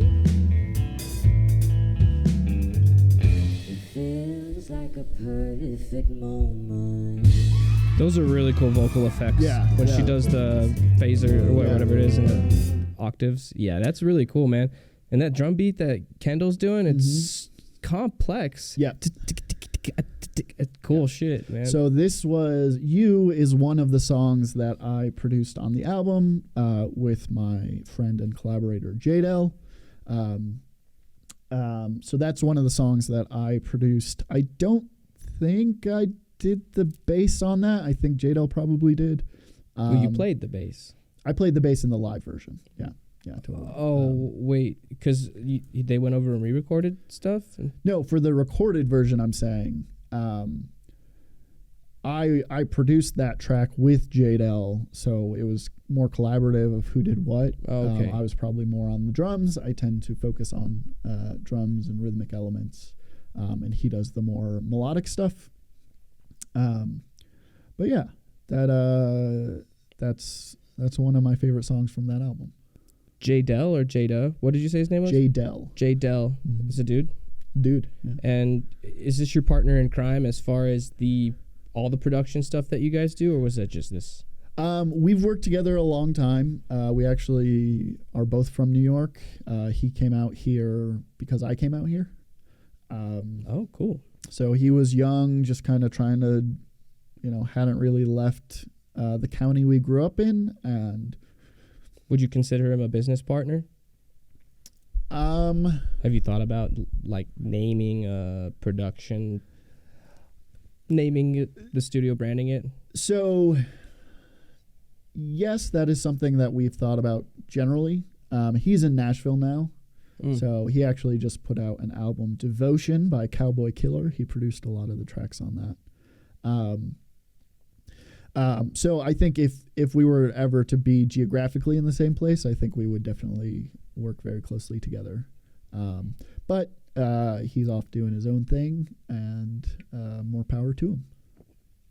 Would you ever form a business, a small business, and make a production company? Yeah, I've done it in the past. Oh, okay. I was Crisscross Audio for a couple of years. Was it actually a business on paper? Yes. Nice. Yeah, What happened to it? It just I stopped getting work. I moved. This was in New York, and when I moved to New Mexico, I was able to focus on other money making endeavors, and I didn't have that same network that I had in New York, so it was easier for me to just kind of transition to like a full-time job, and then kind of build up the new community. So, have you heard of gematria? I don't think so. Paul, can we go to the internet and type in gematrinator? So the Google, we don't have to use. I don't like Mozilla for some reason. But basically, A is 1, B is 2, C is 3, and so you can add the value of letters and words together, reduce it in a numerological way. And if you ever name a company or a band or something in the future, Gematrinator, it's a website, it's a calculator. Yeah, Gematrinator, yeah. And then go to that very first one. And we'll have to, the calculator. This is a super energetic way to charge the name of your whatever you're making. Yeah. Right. So, for example, look at that, Paul. He doesn't even see, because you're born on the 11th, so you're already vibrating at an 11. You are 1, so it's not your big number, but your name that you've chosen has a 33 reduction. There's 3 master numbers in numerology. We go 1 through 9, right? Uh-huh. There's 11, 22, and 33. And that 33 is, it's a very important number. Jesus died at 33. Yep. There's 33 vertebrae in your spine. 33 is the degree difference where water turns to ice. Yep. It's a very important number. But I just find that fascinating that you just ended up aligning with that vibration. So that's a perfect example. I'm glad we could use your name and I didn't have to just pick something. But that's a really good way to name a company using gematria and numerology. So I, because when you upload to DistroKid, it lets you put in like your label, record name. So I release things as Studio A. That's so funny. I'm sorry. Which is, it's kind of like twofold, right? Because I'm Chris A, so it's Studio A. It's spelled out Studio A. Studio space A. Can we type that in and then continue? The real reason I like it is because when you go to a big recording studio, they'll have lots of smaller studios within there, and so they usually letter them. So Studio A is where you go. That's the big room, and then Studio B is maybe where they do mixing or they do overdubs or whatever. Studio C, Studio D. Okay. So like the actual room is called Studio A, Studio B, Studio C within the like business of the studio. So I'm calling it Studio A for that reason, because it references like this is a studio where you record. That's what you would name your studio? Every studio has a Studio A. If you only have one room, it's going to be Studio A, right? So that's kind of the idea behind that. It adds it's a 26 reduction. You would add 2 plus 6 is an 8. So an 8 is good for money. Perfect. Yeah, 8's the number of money, power, karma. So if it was a business, you might go Studio C. Type Studio C, because 28 is the number of wealth. So you might call it Studio C, and you might have better luck making money on that shit there. Interesting. Yeah, because going off 28, Bill Gates, born on the 28th. Mm-hmm. Elon Musk, born on the 28th. Yeah. The company Berkshire Hathaway, are you familiar with that? Yeah. B2H8, Berkshire Hathaway. Then I think Porsche founded on the 28th? Maybe we can fact check that, Paul, but I'd go with Studio C. Okay. If you're trying to make money on it. Yeah. But that would be a way to, see, Porsche was founded on the 28th. And so you can use dates of historical events and foundings and birthdays to reverse engineer what numbers mean what. Interesting. Mm-hmm. I like that. I didn't do it. I get my information from GG33. What is GG33? Yeah, it's a network. Guy Gary Grinberg is the guy who basically started it. Okay. But it's he's the top numerologist, man. Okay. And everything he's said makes so much fucking sense to me. It's hard to deny it. He makes a pretty compelling case when he starts diving into historical dates and people's birthdays and stuff. Yeah, that stuff's super interesting. I like playing with numbers in that way. But just how you told me, accuracy was 8 out of 10, Mm-hmm. and I'm a novice, and I could have gone a little bit deeper into maybe what's going on this year for you. I just didn't do the math, but that seems to be what people are telling me. I'm trying to disprove it by asking strangers their birthdays. Right. I'm in this range of between 35 and 40 readings. Okay. And I started, this year spring. Okay. And at first it was 5 out of 10 accuracy, 6 out of 10. But recently, now that I've understand it and started applying it, most people are just telling me 80%, 85, 90. So I don't know. So how much, and I know it's hard to gauge probably, but how much of that do you think is your intuition about a person informing, like, okay, the numbers tell me this, they tell me, Well, I would say very little, because like I said, I didn't do any research on you, and I could have. Yeah. And I know you perform and stuff, but I like to approach it without knowing much about the guest or the stranger. Yeah. And I follow, very standard formula. So if I'm saying, are you assertive or argumentative or a leader, I'm not basing that on the way you look or the way you talk. It's because your birthday added up to a 1. Okay. And A is that first letter, so we can use a lot of these describers of A. And 1 is masculine. The actual shape of the number is phallic, right? It's alpha, man. It's got the A in it. So you can put it together like that. Okay. So some of it's intuition, but I'm not really going off intuition. I'm just kind of reading numbers. Yeah. Mm-hmm. Interesting. Yeah. I think I have masculine traits. I don't think anyone would ever describe me as masculine. Well, see, the 11 is pretty emotional energy too. Okay. So being born on the 11th, you'll have kind of those feminine elements too. Yeah. Yeah. Is your favorite color yellow? No. No. Is it orange? No. Okay, I don't know. Like a purple, probably. Purple, yeah, that's mine too. Yeah. But, yellow in gematria is 11 and orange is 33. Okay. That's why I guessed that. Yeah. But I was wrong. Yeah. So. I like that stuff. Yeah. Mm-hmm. I'm fascinated with it. I probably talk about it way too much.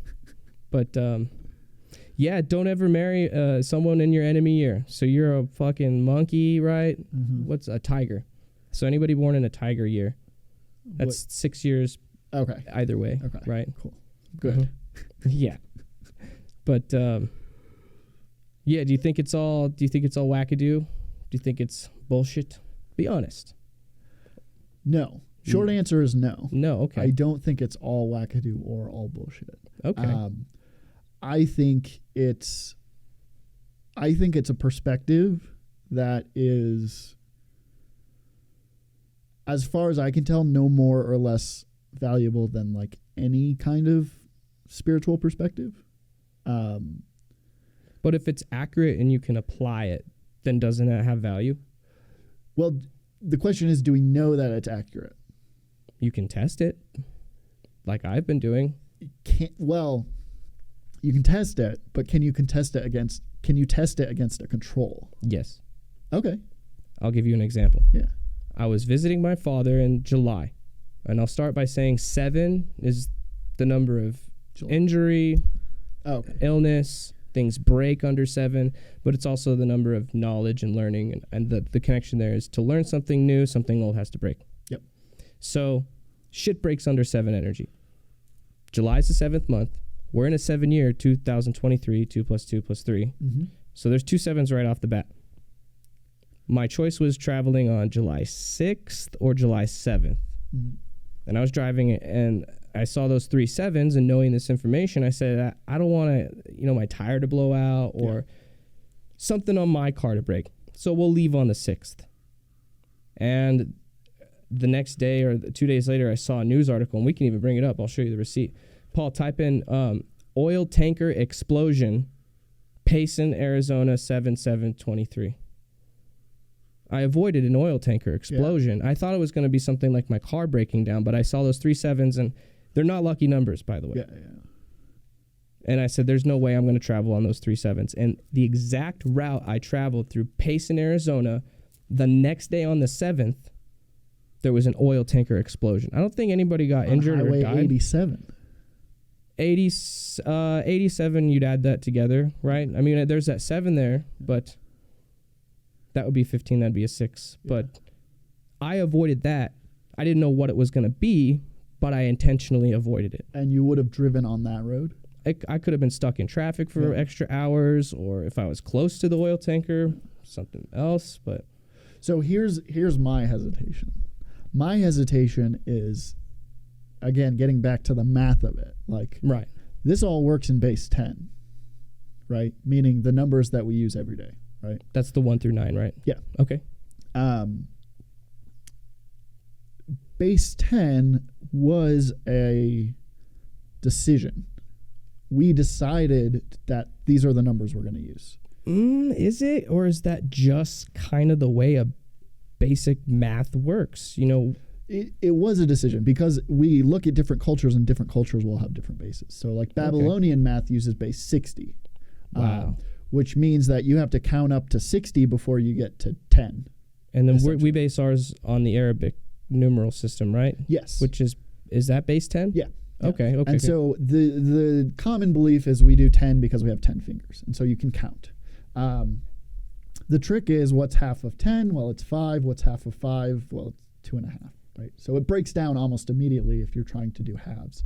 If we did 8, half of 8 is 4, half of 4 is 2, half of 2 is 1. So you get that nice... So you can do a base 8 type of math. And so okay, I'm understanding this base a little bit more. Yeah, and so my question isn't, oh, this stuff doesn't work. My question is, well, what if we chose base 8? Does the numerology still make sense? What if we chose base 12? Does the numerology make sense? Can we take it out of, or, you also have the question of, well, like maybe us deciding to do base 10 thousands of years ago is built into it, right? Maybe numerology depends on it being base 10 because that's the way we count. And so it wouldn't work in other bases. Or maybe it's so fundamental that it would work in other bases. So those are the kinds of things that cause me hesitation, is like, someone chose at some point that this is how we're going to count. Right. And numerology builds in the assumption that we're all dealing in base 10, right? For the most part. And the master numbers. So what would it look like in other cases? Would it still have the power that it does? Possibly. And the way that I've learned it is the guy, Gary, has reverse engineered it in the way, for example, he sees all this 28, this number, the richest billionaires, a disproportionate amount are born on this date or add up to it, or companies that are founded on this date. And so he says, well, this must have the correlation to wealth. Yes. Because it's so present in all of these wealthy sectors that this number has to do with wealth. Yeah. And so that's how he determines 28 is the number of wealth. Right. So that's kind of how he has determined what each number means. Yep. And then I go off of that base 10. 1 is masculine leadership. We would skip 2. It's his system. Like you said, it's just chosen. 3 is childlike. 4 is law and order. 5 is travel, sexual energy. 6 is home and family. 7 breaks, knowledge, learning. 8, money, power, karma. And 9 is completion. Okay. Right. And so you could use a different base. Yeah.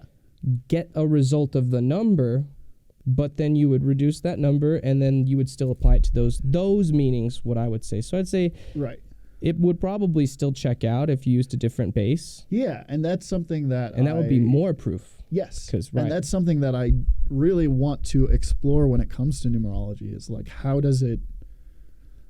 can we expand it outside of just our like common everyday understanding of math? Well, we can look at nature. Cymatic expressions. Are you familiar with those? Oh, Paul, we got to bring up a cymatic video. It's so basically sound at most hertz frequencies is just noise, but when you hit certain resonant frequencies, you get sacred geometry that expresses. Yes. And people will do it on plates of sand or with water. You could do it with all elements. You can put sound waves through fire, water, and so these are cymatic expressions. Okay, yes, I've seen this. That's what a sound wave actually looks like at certain hertz frequencies. And there are only certain frequencies, right? Yes. And it's sacred geometry. It can be measured mathematically. Yeah. And so I don't know how I'm trying to tie these ideas together, but maybe you could choose a base counting system that's more accurate to what the patterns of the natural universe are saying. Yes. Because there's things like the golden spiral. Mm-hmm. Yep. I don't know. That goes beyond me, but yeah, and this well, I actually really like the golden spiral concept because if we think of what is the golden ratio, it's 1.69 something. It's an irrational number, meaning that the decimal doesn't. Oh, it's like a woman number. I'm just playing. You see here in the bow, Lord. I'm playing. I threw you off. It's an irrational number. No, that's something that's because you can talk about like masculinity and femininity of numbers. That's like a different conversation. So it's irrational, meaning it doesn't end and it doesn't repeat. Like pi? Like pi, yeah. But wasn't Albert Einstein born on March 14th? I would believe it.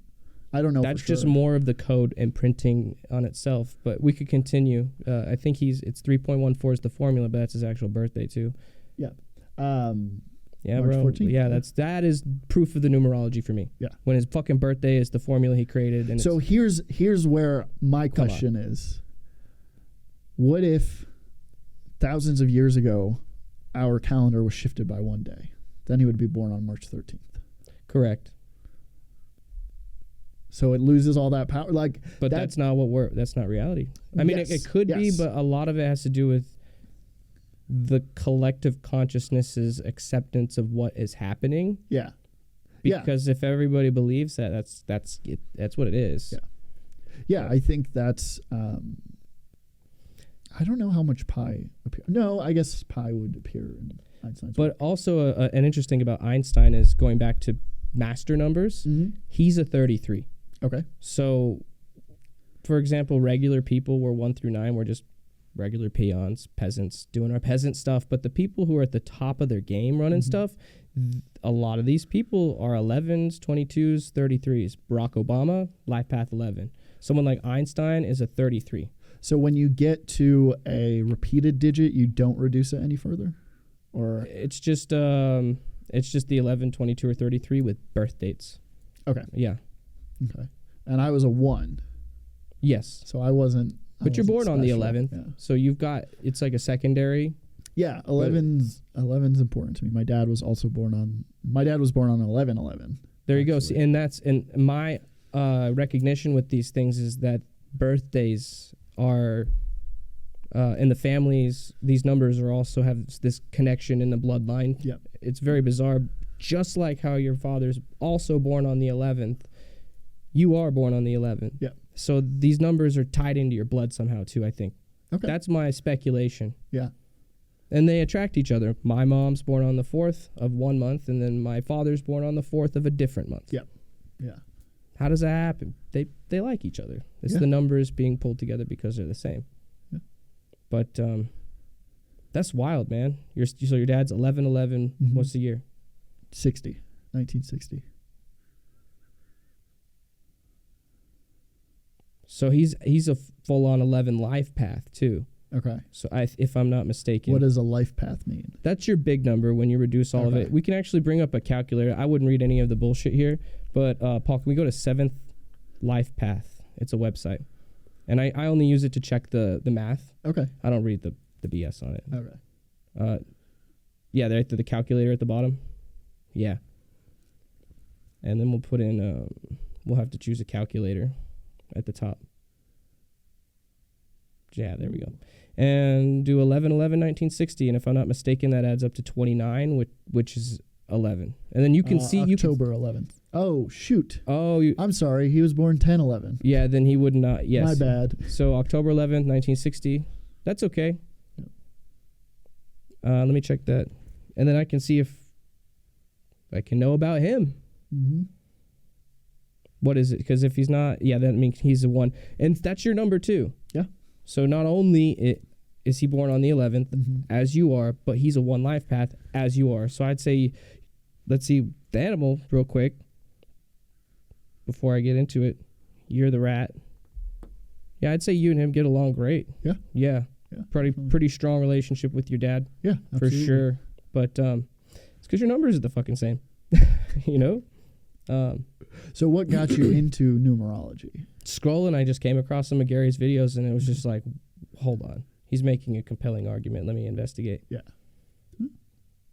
And is there any specific religious or cultural tradition that you associate with this?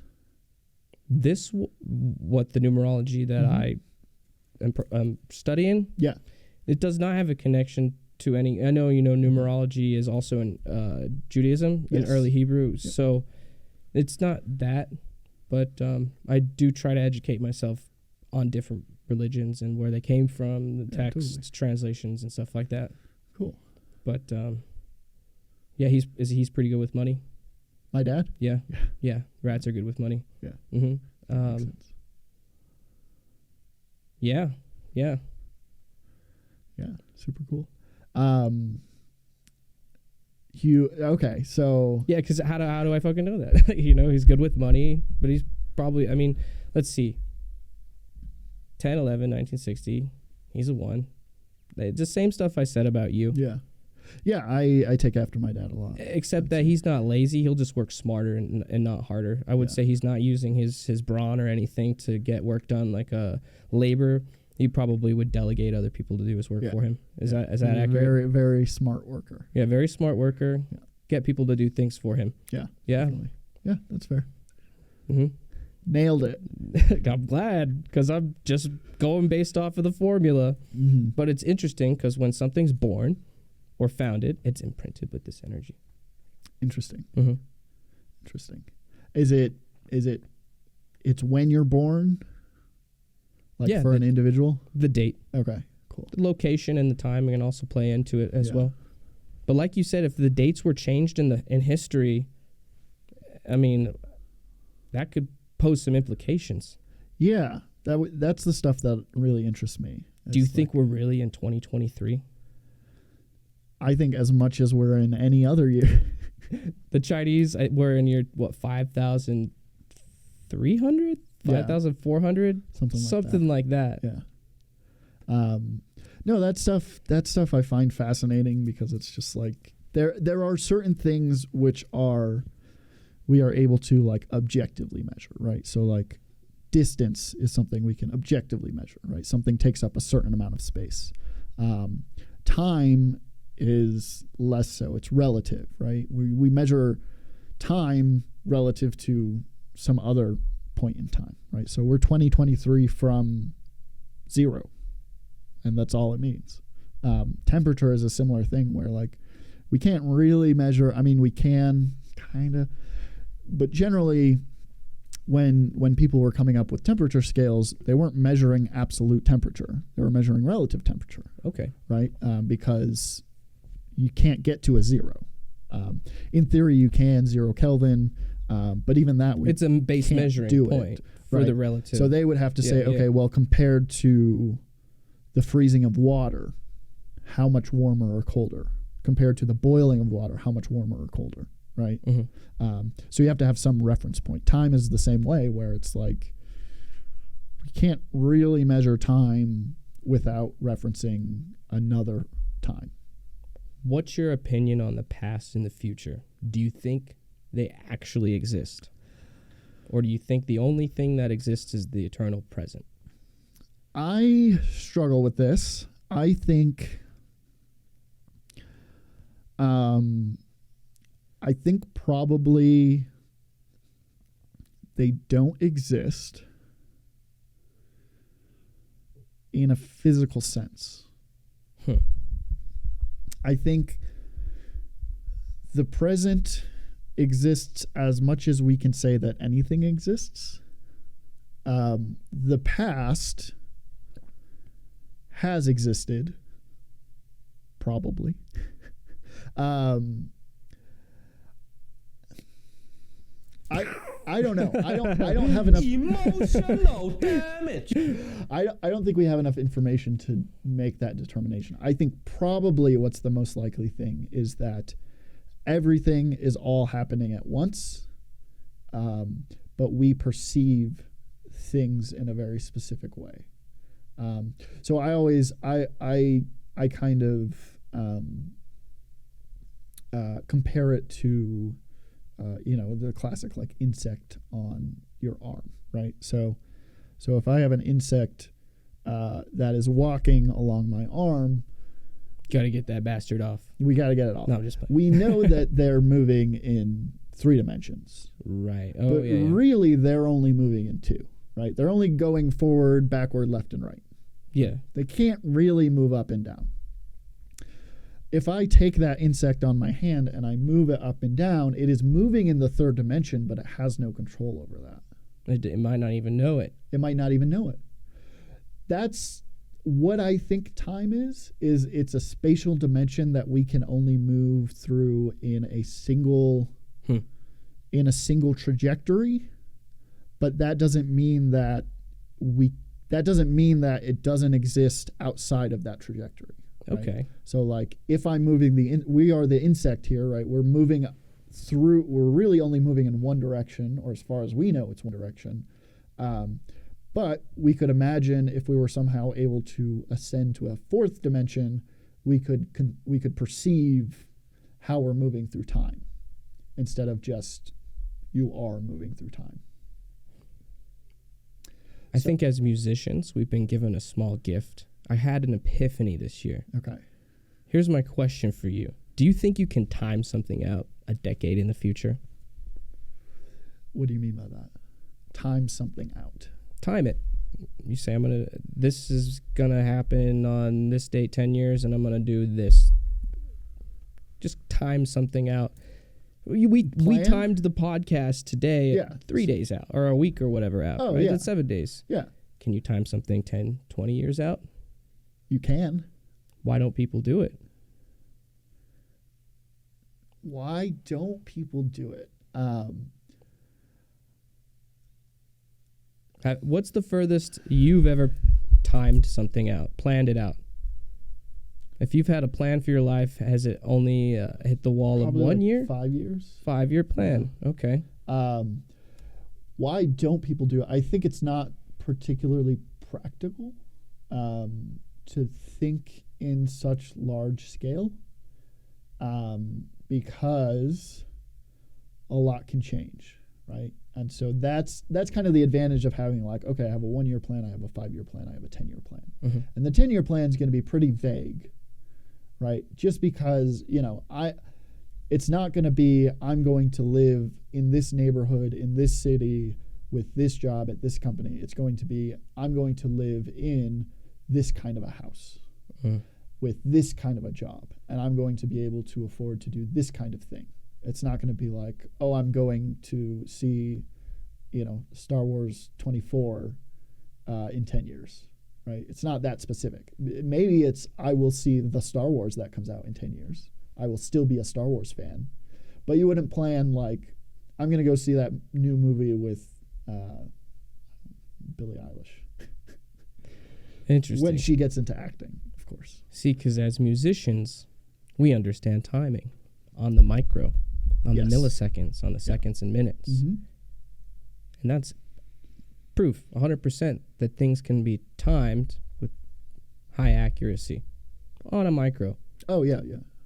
And I believe that can be scaled. I believe things, if the person has a gauge of how to do it, I think things can be timed in much, much bigger time frames. I just don't think we practice it because we have to do the repetitions over and over as musicians to get that timing right. Yeah. This is why we can listen to our ancestors. And I think a lot of it comes down to the cost-benefit analysis. Because I can make a 10-year plan, and I can spend hours and hours trying to figure out what that's going to look like. And then 10 years down the road, I'm a completely different person, and that plan doesn't make any sense. So I've put in all this work. I mean, relatively, it's kind of not a lot of work, but I've put in all this work, and my plan didn't work out. Sometimes you got to jam. Sometimes you got to jam. You know? It's a lot easier for me to plan for next week than it is for 3 years from now.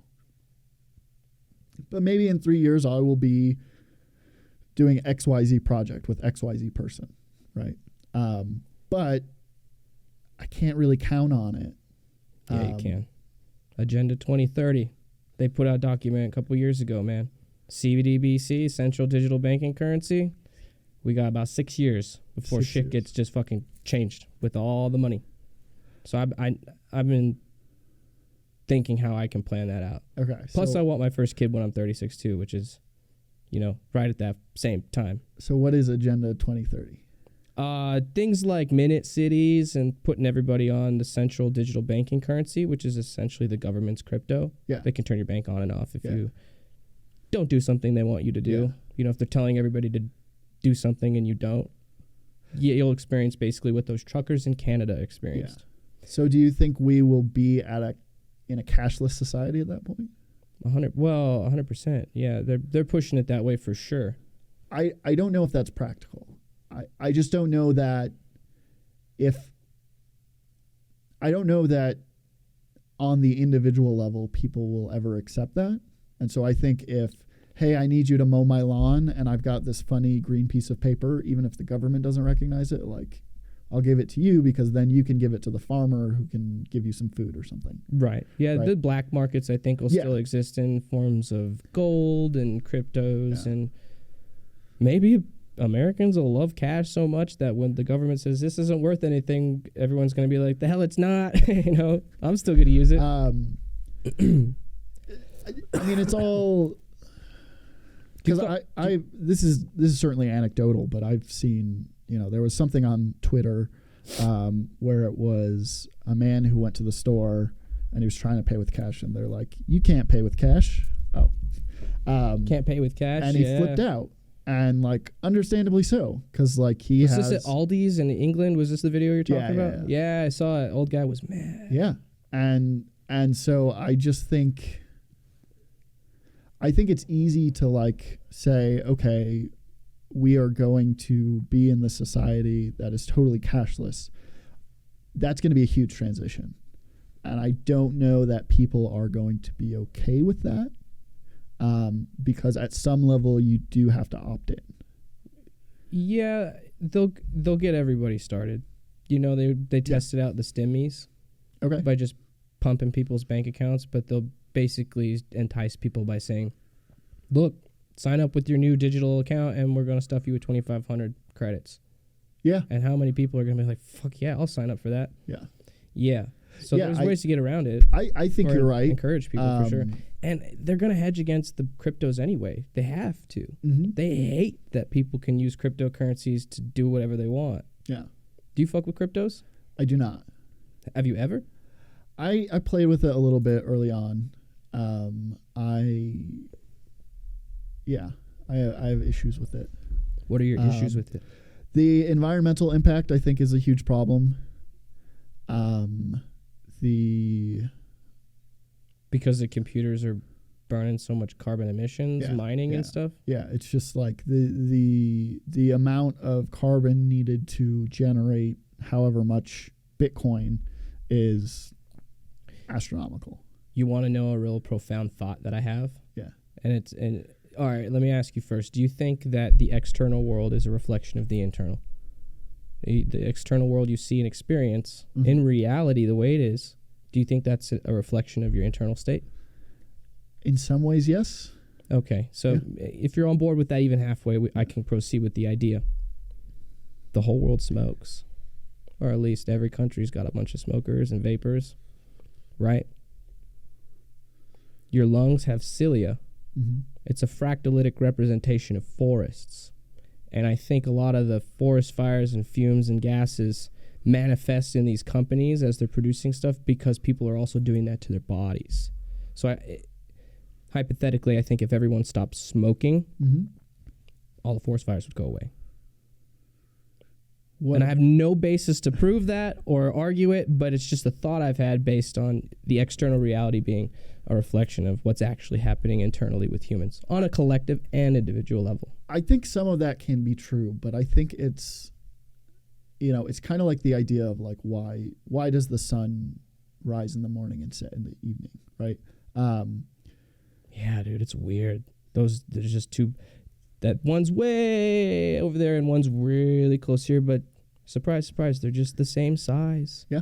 So what are the odds? And we can come up with all kinds of explanations for that. At the end of the day, gravity seems to be the most reasonable explanation. Is it? It's not even a fact. It's a theory. Well, it's a theory, meaning that it is a hypothesis which has been proven through experimentation. And if it was proven, it would be a fact, right? Because gravity is still kind of this etheric idea that there aren't really any measure. facts in science. That's the whole idea of science, is you never come to a fact. So science can't prove truth because there's no facts in science? Kind of. I agree. It can only get close. Exactly. What science does is it gets you to the window to see across the side. Yeah. But and also like in science, when we say theory, we don't mean something that's unproven, right? We mean something that has been proven, something that is a way of looking at a certain phenomenon using evidence and experimentation. Right? Is it? Yeah. Because I thought it was, and I could be wrong because I didn't pay a whole lot of attention in college, but I thought it was a hypothesis is when you first start it, and then the theory is that halfway point when you get the community on board with supporting evidence, but it's not quite that fact yet, right? It's close. So can we look up the definition of it? Yeah. But this guy doesn't believe in definitions. No, I'm actually the YouTube video that I'm working on right now is about the word theory. That's awesome, man. So yeah, tell me about it. And like, can you think of a scientific fact that is not a theory? Density and electromagnetism. Can you be more specific? Physical matter has different densities depending on the element. Okay. And that's like based on a certain atomic theory of substance. Is it? Yeah. Shit. A supposition or system of ideas. So there it is. It supposes. Yep. Especially. An idea to account for a situation. Yeah. So theories like can be true or false. I think this is a common when we use the word colloquially, we just mean a hypothesis, right? Okay. We say I have a theory.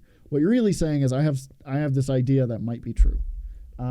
When we say it in science, it's more often backed with evidence. Again, that doesn't mean that it's 100% true all the time, because science can't prove that. That's the whole weakness with science, is like we can only prove what we can observe. And then later on, we're going to find out some more stuff that changes it. Even the observation has implications. If you're aware of the split electron test. Yep. Yeah, totally. Basically, just looking at something, observing it, will change its behavior. Yep. Which is an indicator that the actual consciousness is at a higher state of existence than the physical matter itself. That if simply observing the electron split test will cause it to behave different, that is consciousness observation dictating what the matter's doing. And this goes into collective consciousness manifesting reality. Yeah. It's right there in physics. It's hiding right there. Does the observer affect the matter, or does the observer affect the observation of the matter? It certainly affects the observation of the matter, right? We can say like, both. Looking at something, you have biases, and I don't mean like mental biases. I mean like you can only see a certain spectrum of colors. Yeah. Right? And so your reality is kind of shaped by that bias, right? We can't see ultraviolet. There are animals that can, we can't. And so our reality, I can say to you like this thing is black. There are a bunch of asterisks with that, right? That is that, okay, both of us have a full spectrum of human vision. Black is something that we have agreed means, a certain thing. And so no matter what, you're always like working within this framework. I don't really know what my point was there, but it gets a little fluid when we get into the physics and philosophy. So I guess what I'm getting back, I'm following. What I'm getting back to is like, yes, maybe the amount of people smoking is having some effect on the outside world. But is it not also true that weather conditions are having an effect? Is it not also true that deforestation is having an effect, right? We can see these things that have a more direct correlation. But why are the forests being deforested? Money. But what's the wood going to? Like lumber, and it goes to people to build buildings or furniture or whatever, right? Yeah. That starts in the internal desire of the human being. Yes. So it all stems, and I would argue from a moral standpoint, you know, because if there was an excessive greed or an excessive debauchery to, you know, just please the self with a cigarette, it takes the factory to build it. Yes. So if everybody said no, then the factory wouldn't exist and then the resources would come back. So here's an actual physical step-by-step of how that internal can reflect that external. Yes. But on the spiritual, I think it is metaphorically a place to start. Well, and I think to that point, like, yes, we can start to draw that line and start to make connections. Does that undermine the ease, the convenience of saying, because humans are engaging in this behavior, they're causing this activity, right? Because we're essentially drawing a very short line saying people are smoking, so there are more forest fires. And we can draw a much longer line, which is people are smoking, which means that there's more industry, which means there's more deforestation, which means there are better conditions for forest fires. And now we're at the same result, right? Does that long road bring a question to the short road? Thank you. Yeah. I don't know, man. I'm just super fascinated with where the hell are we? Where are we? What is this place? Are you, do you know deontology versus consequentialism? Deontology? What is that? Anthology based on deity? No, so there are two kind of like large branches of ethics. One is deontology, which is the idea that there are rules to be followed. One is consequentialism, which is that the morality of an action depends on its consequence. So, just justify the means to an end. Yeah, we're talking about we can make some like the Great Leap Forward would be consequentialistic moralism, right? What is the Great Leap Forward? When General Mao in China decided to tell all the rice farmers, you're going to be making metal now. Yeah. So basically he sacrificed the food for the peasants. A lot of them died. Yeah. And even the people in the cities because they didn't get the grain, but he used all that labor and time to really just make the Industrial Revolution pop off in China. Yeah. He morally justified that with consequentialism, right? Yes. Is my understanding correct here? Yeah, if there was a moral argument for that, yes. And then basically deontology would say that is just flat wrong. Deontology says it is wrong to kill no matter what. Consequentialism says it is wrong to kill unless someone comes at me with a knife, and then when I kill them, it was justified, right? Those are examples. See, and yeah, I didn't know these two different definitions of consequentialism versus deontology, but it definitely has been a ping-ponging type of trying to understand in my head what is going on with this, and is there an objective right and wrong? Yes. So that is really what I'm getting at is, do you believe in objective morality? Yes. Okay. I do. Do you think it is at the end of the day given? Do you think it occurs naturally? What do you think about that? Naturally or God-given, I think would be synonymous. Okay. In the sense that it is the way it is, just like physics are the way it is. There are laws of physics and there are laws of morality. And if you if you test the laws of physics, fuck around and find out. Yeah. And if you test the laws of morality, fuck around and find out. Yeah. And I think if you navigate with intelligence, you say, I want to fly, you don't just put on some wings and jump off of a cliff. Yeah. You want to really think it out and build a plane. Yeah. But you don't want to kill people along the way. Yeah. So I think there's an objective, morality. Yeah. And I think the consequentialism is because people had faulty morals to begin with. So it's cope. Okay. Do you think the objective morality can be known? By who? Individuals or collective? Individuals. Yeah, I think it's built in. Anyone who's got a soul, Okay. I think, can feel that. We get into neurodivergent situations like psychopathy. Okay. People who have dissociative states where I think they still know it's wrong, but I think they've got a switch to where they can turn off certain parts of their brain to just do it because they want. Yeah. But I think they still understand it's wrong. Okay. Cool. Yeah. So I'll give you What do you think? So I would say, like, largely I'm a consequentialist. If I had to put a name to it, it's like rules utilitarianist. And the idea is, and I'll give you the like silver bullet. Both of these have silver bullets, right? Meaning you can kill each argument with the simple statement? Yeah, they're both imperfect. Yeah, lay it on me, man. So the silver bullet for utilitarianism, for consequentialism, is there is someone in the world who is born with a certain defect, and their happiness is based on everyone else's suffering. But they can achieve levels of happiness that the collective cannot. So talking about billionaires?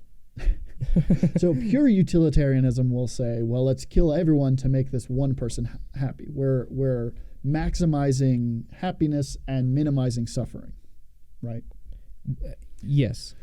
Obviously, that's an impossible hypothetical, but that's kind of the idea with utilitarianism is ultimately you're making someone unhappy, right? It's always a trade-off. Mm-hmm. Silver bullet for deontology is just that it's been used for really terrible things, right? It's used to justify slavery, right?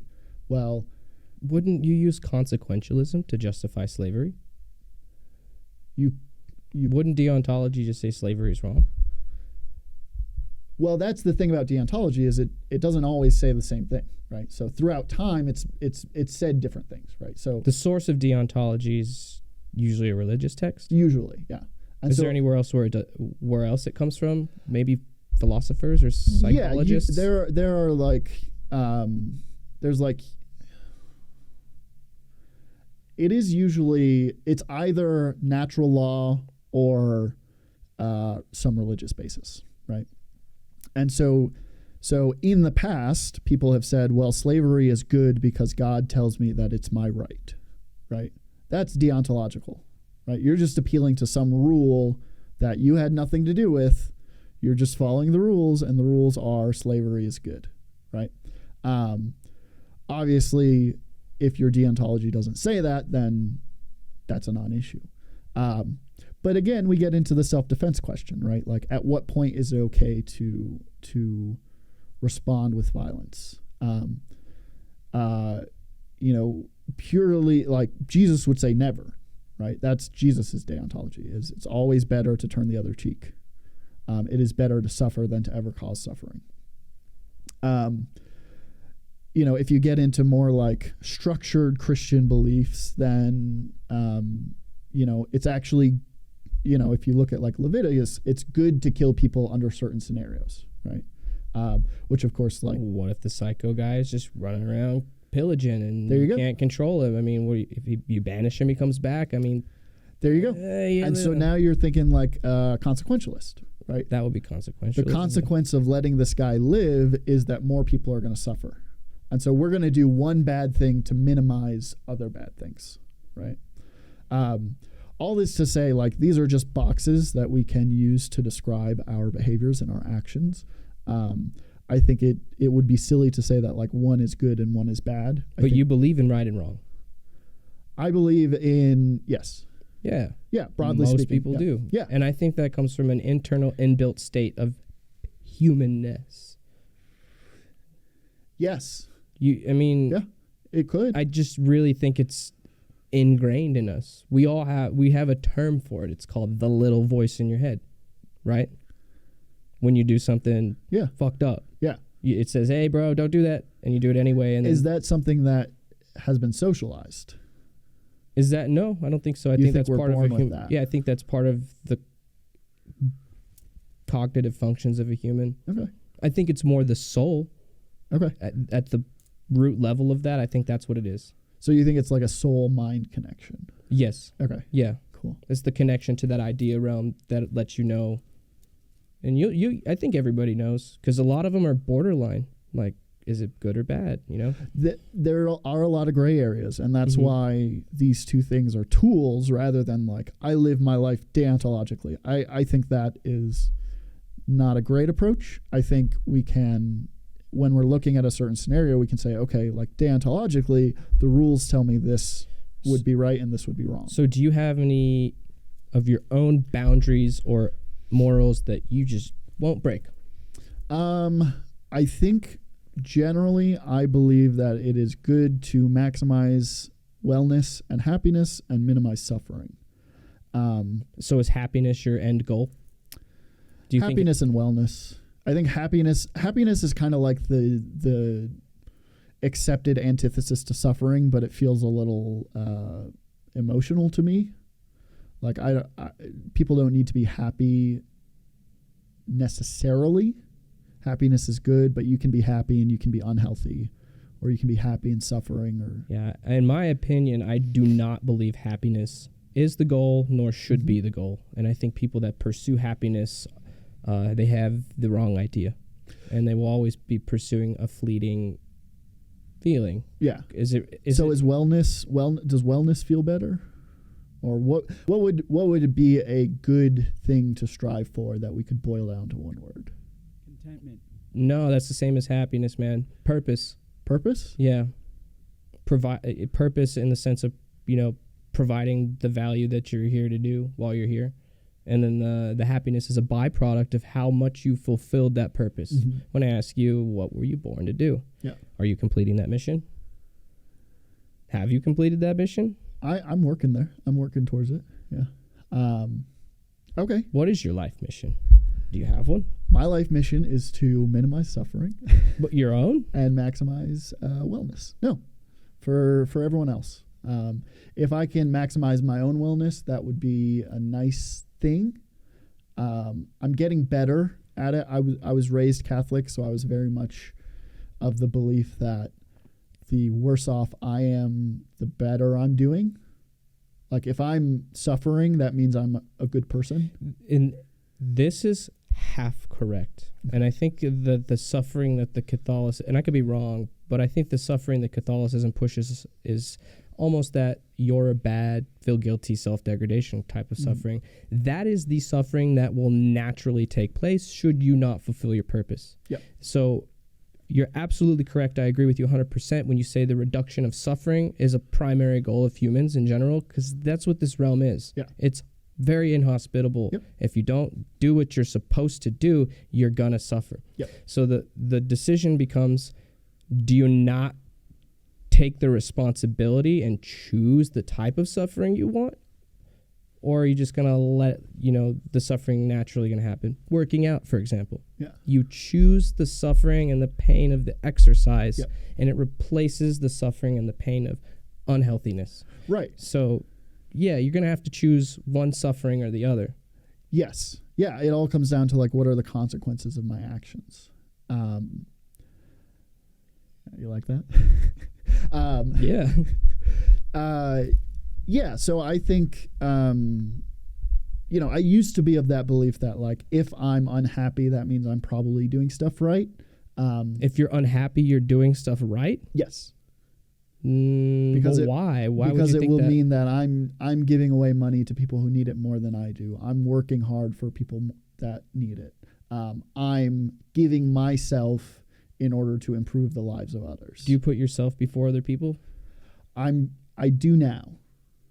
Yeah, good. Yeah, I advocate for that, because if you don't put yourself first and make yourself the most abundant version of yourself, yep. you really can't maximize how much you give out to other people. Yes. Yeah, you know? absolutely. And and that was one thing that that was kind of You're just giving your money away? that was an epiphany I had in therapy where I was saying I'm not doing enough for my family. I'm not doing blah, blah, blah, blah. And then my therapist just listed all the things I was doing and said, if anyone else was doing those things, would you be as harsh on them as you are on yourself?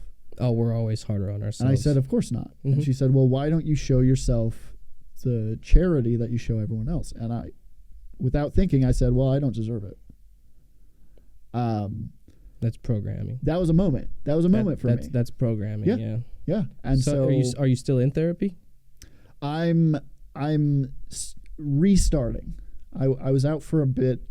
How long? How many years have you been doing that? I started therapy when I was about 14, so most of my life. Do you think therapy is something that someone should ever graduate from? No. No. Well, it's like, should you ever stop getting checkups at the doctor? Like, no, not really. I mean, if you're healthy, you're good, right? Really? I mean, yeah, you go to the doctor when something's wrong, right? That's programming. I mean, in Western society, we see the doctor's job to fix you when you're sick, not to keep you healthy. they don't keep you healthy. You keep you healthy by the choices you make, by the stuff you put in your mouth, food. Could one of those choices be to go to regular checkups at your doctor? It'd have to be specific, getting blood levels done or something.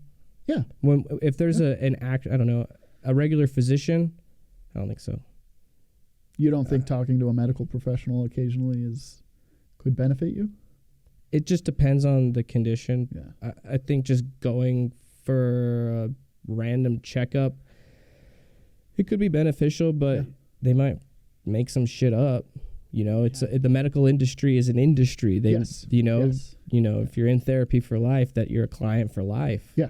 If you're on medication that they want you to be on indefinitely, that's just money every month, a commission that the therapist gets in their pocket. Yes. And I would love for us to So I'll put it this way. Yeah. Regular doctor stuff, don't trust them. I don't think they do much. I think if do your research and you know how to stay healthy and you avoid the chemical stuff they put in our food, which is very difficult, then you'll be healthy and you won't have to go to the doctor. But as far as actual injuries, illnesses where stuff goes wrong, that's when they actually help. And I speak from experience. I've broken a pelvis. I've had a resutured tendon here. I've had stitches multiple times in my eyes. But as far as regular sickness and stuff, I've been able to figure out how to not be prone to that and rely on a doctor, because we haven't had doctors for thousands of years. We've always just had the earth and maybe a medicine man, but we just knew what was healthy. Well, and our life expectancy was a lot shorter, right? As far as they tell us. I mean, the news is edited, right? Do you believe everything on the news is true? Any news channel. I mean, no. By definition, it's not supposed to be true. And so why wouldn't they have edited history too? No, I think that's fair. I think the idea that life expectancy has been, I think that's a bit of a stretch, saying that life expectancy was actually much longer than we believe it to be. It could have been all over the place. Maybe there was a period where they were longer and then periods where it was shorter. Yeah. I don't know. Yeah, I mean, so to answer your question, no, I think therapy in general is good for most people, and just like I believe you should get regular checkups physically, you should get regular checkups mentally, right? I think you're always going through stuff that you could use someone's help. And have you always had a female therapist? I've had a couple men. What do you prefer? Women, for sure. So do you trust a woman with your thoughts as a full-grown man? I trust women with my thoughts, yes. Okay. Yeah. I just think that men and women process information differently.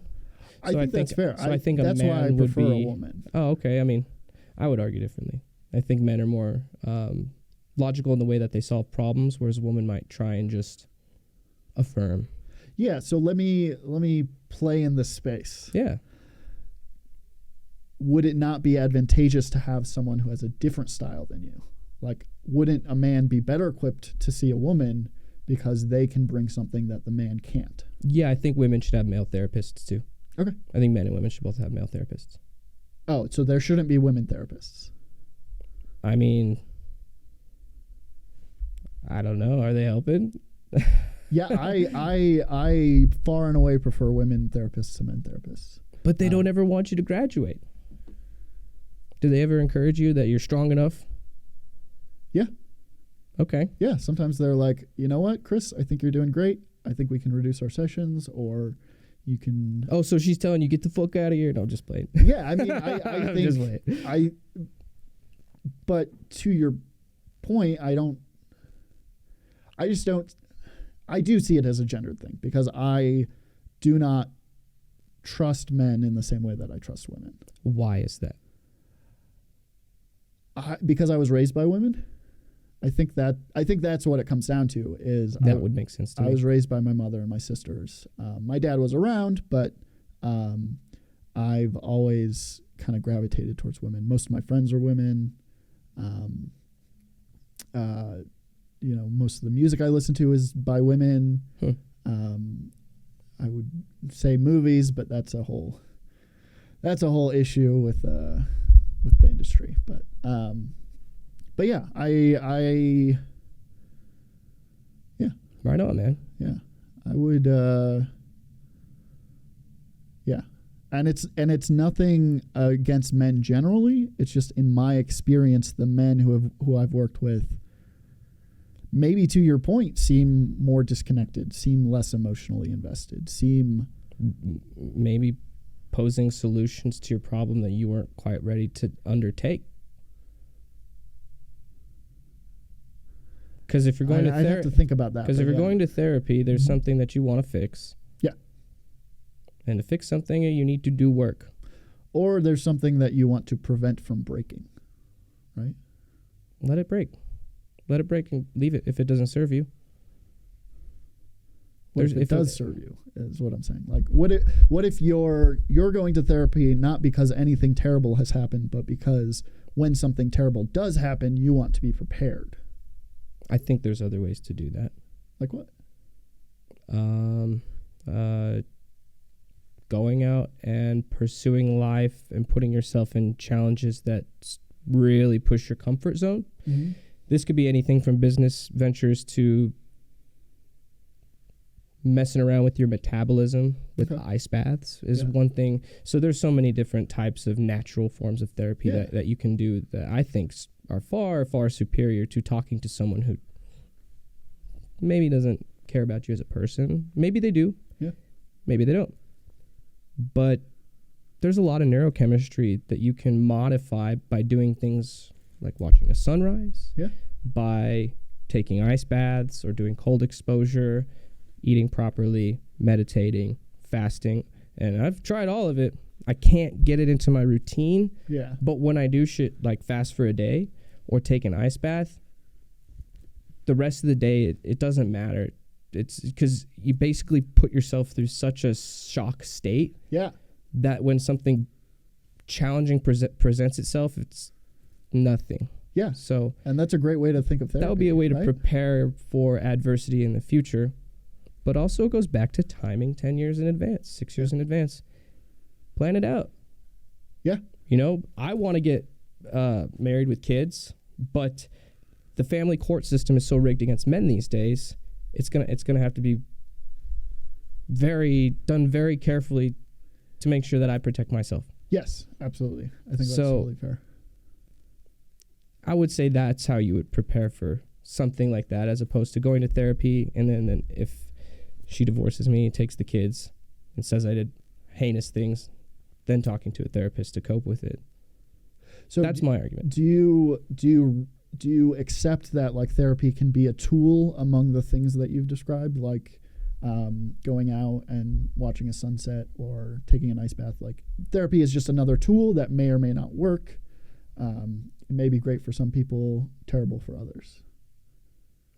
Yes. Yeah. It can be a tool, but it really depends on who the therapist is. Yes. Oh, and my I gosh, think yes. I think honestly it should really just be reserved for actual traumatic experiences, because not everyone can navigate mentally through their own thoughts. Yeah.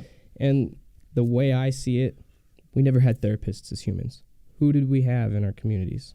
If you were to guess, if you were in a community a couple hundred years ago and you had like problems, an elder. Exactly. An elder, a grandparent, an uncle. Why don't we do that now? What's the deal? Why don't we have close people we can talk to these problems about? Do you not? Oh, I do. Okay. Yeah. I get deep as hell with some people. Yeah. Paul's one of them. I mean, a lot of people do. I think, but I think a lot of people don't have access to that, unfortunately, right? Because the family structure is not what it used to be. Yeah, and the natural state of it, I think, would be having family and friends like an elder, just like the natural state of dating would be. You meet someone and you date. Mm-hmm. The way I see a therapist is almost like the sexual industry in Japan. You can go rent a boyfriend or rent a girlfriend. You're replacing something natural with something artificial, and so therefore it can only provide so much for you. And I think if you find a wise person, of age, of course, who genuinely cares about you, I think you get a lot more out of that, especially if they're direct and just tell you the bullshit to your face. Yeah. So do you think that that person can be a therapist, right? Like, which person, the elder? The elder, yeah. Like, there's no reason that person can't take that role. I agree that it's going to be few and far between, but just like having access to an elder is few and far between. Maybe you stumble upon a therapist who never had kids, but they're just really good at this stuff, right? They're using their skills and their predispositions to help people in the exact way that you're describing an elder would help you, right? Yeah. Yeah, it's a tricky subject. Yeah. It is a tricky subject. But have you done therapy before? When I was about 17 or 18 and I wouldn't stop smoking pot, my mom took me to one. Yeah. But he was straight up, he said, in front of my mom, I did it in college too. I get what's going on. And we did one session and I told her, I'm not going back. Yeah. And that was it. Yeah. You might try it again. No, I don't think so. I think I'm good. Yeah. I do a lot of introspection. Would you go for a man or a woman, do you think? Oh, you said man for pretty much everyone. I respect anyone who's accomplished something with receipts, and that's how I would get advice from that person. Okay. Man or a woman. Yeah. But as far as conducting myself as a man, I would want to get that advice from a man who I would want to emulate. Yes. Oh, I think that's great. You know what I'm saying? Yeah, I think that's a great way to look at it. Yeah, that's super cool. So you have this.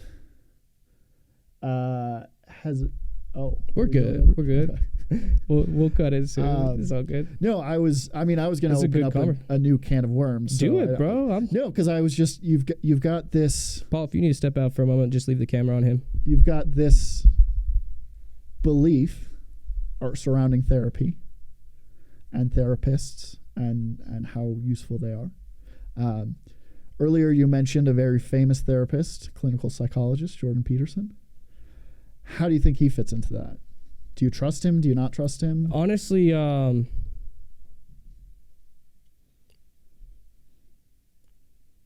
he's a tough one because he's a crybaby. Yeah. You know? Yeah. And yeah, you're right. He's a clinical psychologist. And as far as I know, his teachings, they're only to the masses as an audience. So I don't know how he actually is as a therapist. Oh, yeah. So all I've really seen from him is his explanations of these psychologists and his religious connections to them, and it makes a lot of sense. Okay. Yeah. So, yeah, he's valuable. I think he made me think different about therapists for sure. Okay. But then again, look, he had a problem with benzos. Yeah. He literally ended up doing something that he may have even prescribed to some people, the karma. I don't know if he did, but it's an industrialization of something that could be natural, and they've done it with everything in society. The medical industry, the education system. Yes. Yeah. So, yes, therapy in its essence of communicating ideas to someone who cares about you is a good thing. But the industry that the therapy has become, especially with the prescriptions of drugs, I mean, I don't think that's a good thing at all. Yeah, I think it definitely has its problems. The commodification of anything that humans need, shelter, food, education, healthcare, mental health care. I think it's always problematic to commodify things like that. I think there are advantages to it, of course, but I think there are huge disadvantages, which you're describing pretty accurately. And what do you think? Do you think most people should just take therapy just because it's there? I guess, let me preface this by saying most people should go to a good therapist. I think I've gone to a lot of bad therapists who just didn't make sense. They didn't know what they were talking about. They were like way off base on some things. But I think it's probably good for most people to talk to a therapist. Okay. Do you think most people have the ability and knowledge to keep their bodies physically healthy? If they could just make the choices, do you think most people could just keep their bodies healthy? They just eat right and exercise right? Yes and no. I think yes, in a vacuum, yes. I think within the structure that we find ourselves stuck in, no. It's a minefield out there. And it's the same with the mental. So I mean, I'm like there with you. I think people, if they try hard enough and they make the sacrifices, they can keep their body healthy. Yep. I think the same thing about the mind. I think the human mind is way more resilient than we give credit for. Yes, I think, because so what I mean by like the structure we're in, right? So I don't think it is healthy to work 40 hours a week, right? But you kind of have to. And so within that structure, are you able to keep yourself healthy? Well, not really, because you are sacrificing so much for the benefit of someone else. If you had a lot of money and a lot of resources, then yeah, of course. If you find yourself in certain scenarios, which are no fault of your own, right? Maybe you were born into a poor situation. It becomes a lot harder. And I think the same is true for mental health. It becomes a lot harder to keep yourself healthy when you also have to sell your labor to survive, right? When you also have to take care of other people and keep them healthy. When you also have to find some level of enrichment for yourself. Sounds like a victim excuse mentality. All the adversities of the world are holding me back. No. I'm writing a book. Yeah. It's called no. You Asked to Be Born. I don't believe I asked to be born. Most people don't. Okay. Because the common narrative is what? I didn't ask to be born. Yeah. Prove it. Can you prove that statement? Well, that's interesting because now you're asking me to prove a negative. Uh-huh. And then my point logically is you can't really prove that statement just as much as you can't prove I asked to be born. But no. I can't prove I asked to be born because there's no evidence of it. Right. And you can't prove that you did not ask to be born. Because it's impossible to prove a negative. So you have a choice. One is provably false. One is unprovably false. Right. So one is they're provably different. false. One, we could prove that it's true or false if we had the evidence. Right. Which one? If I asked to be born, there would be evidence. You could prove that. Yes. It is so provably false. It could be proven true or false. Okay, or it's provably ambiguous. Let's put it that way. Okay, and then the other one, it's improvably false? You can't prove it one way or the other. Right. So wouldn't that mean that the positive I asked to be born is maybe closer to the reality because there's more of a chance that it could be proven true or false? I would argue the opposite is true, that because there could be evidence of it and there is none, that probably means it's less true. Have you looked for it? Has anybody looked for that question. I'm sure that some people have. I don't know that I have. I think from a psychological standpoint, this is one of the biggest poisonous lies that we've been fed in society. I didn't ask to be born. Okay. You can solve a lot of metaphysical contradictions and explain away lots of suffering. If I got some ideas that I've been putting together for years. Yeah. Do you believe in collective consciousness? And the idea that I don't know. I think there's something to it. I think people probably give it more credit than it deserves. But I think there's probably more to it than we understand. this is the way I think it is. Yeah. And I'm not going to do it, but if you take a fabric or a piece of paper and you put a bunch of holes through it and you take one big light, that is the consciousness. That's all of it. Yes. This would be the fabric of space-time with a bunch of holes. Yeah. If you shine the light through that fabric, you're going to get a bunch of little dots of light. They're individual light dots, but they all are connected to that one source of light. Yes. This is a metaphor for how I think that the human individual consciousness is, but also is connected to the greater collective. Yeah. Meaning that I am you, you are me. We will all take turns being each other. This is a way you can get infinity or eternity because it fractalizes. But it's also a way to explain how people can create their own heaven or hell. Because if the life is cyclical, people can reincarnate. Yeah. Then it makes a little bit more sense why someone might be born in a worse position. A, maybe they asked for it for the challenges, for the growth, or B, maybe they are putting that because of the karma from their last lives. Okay. Or C, none of the above, right? Maybe people are just born. Maybe people are just born. And we're all floating here without a purpose, right? I believe that. You're nihilistic.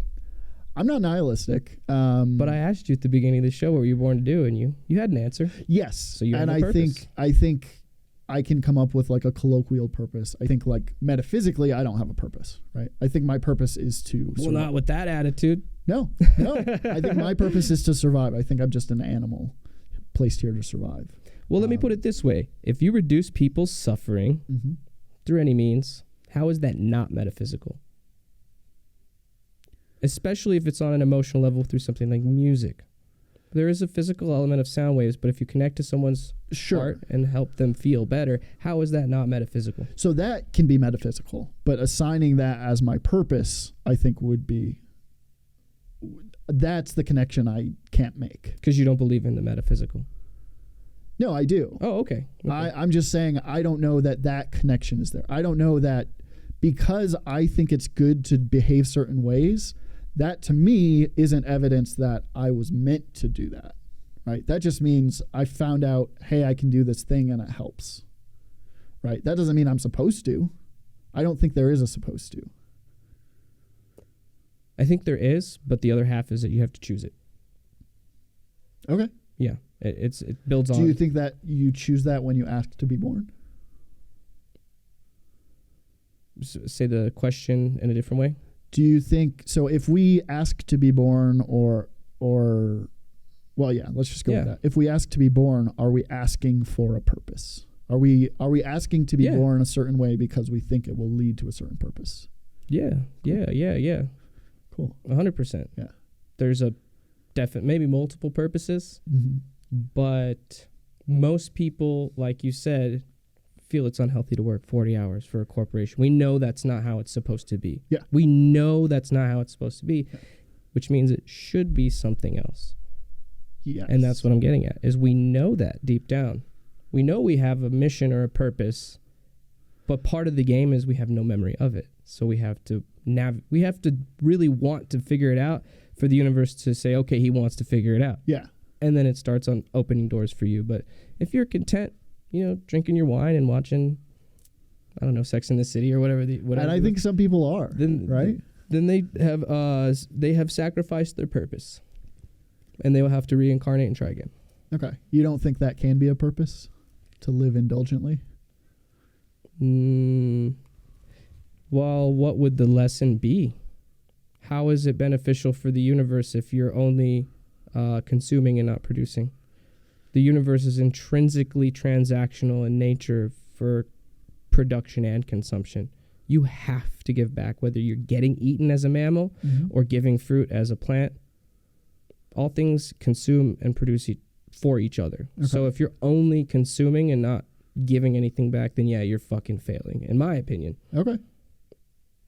So it can't be a purpose because it is not productive. Yeah, I would say that's a purposeless existence. Okay. Interesting. What would you say? I would say if we're going to assume that we can divine some purpose, I don't see why that couldn't be a purpose to live indulgently. Obviously, it can't be everyone's purpose because then nothing would get done. But is indulgence sustainable and healthy? Indulgence leads to problems. Yeah, do either of those things matter? Like, does our purpose have to be sustainable and healthy? Like, just by presupposing that we need this purpose, we're like making all these additional presuppositions about what that purpose needs to be, right? Or what it can't be, which it can't be unhealthy, it can't be unsustainable. I'm not saying you're wrong. I'm just saying, like, how do we're putting all these parameters on what purpose is and should be. And only for you to yourself as the individual, right? You can't really choose anybody else's purpose, only your own. Right, but you're saying like certain things can't be purposes, right? Your purpose can't be to go murder people. Maybe it is. Maybe, I don't know. Maybe you're killing really bad people. I don't know, man. You ever want to be a vigilante? Officially, no. Officially, no. I do think, I don't know. You already are. A bit. Through music and stuff. Trust me, you are. Yeah. Paul, what time are we at? We are at 2 hours, 52 minutes. Oh. Well, that's closing on 3 hours, man. You want to shoot any last promos or anything we want to wrap up? It's been a fantastic conversation. Yeah, I appreciate you having me. Sorry if we didn't dive too much into the business, but I really enjoy these. No, I could go on for hours like that. Thanks for having me. Like I said, I'm Chris A on everything, XHRIS_A. So that's on YouTube. That's on Instagram. Check out Willa J. Check out Like an Angel Does. Check out Future Farmers. Those are some of the artists that I worked with. Nice. And especially Willa J. That's kind of the big project right now. So. Nice. Yeah, you're definitely one of the smarter guests I've had. I appreciate that. Yeah, to get into those types of, because you were losing me too. I'm not that smart. This is instead of Sex in the City and a glass of wine, I will smoke weed and watch theology debates, politics debates, stuff like that. So that's kind of my trash TV is. But that's moderation. That's not the only thing you do. Correct. Yeah, that's Correct. okay. Yeah. I mean, we're human. We're in this realm. Yeah. But if that's the only thing you ever did, yeah. Like any of you out there, get off your ass. Go do something. Yeah, go do something. Give back.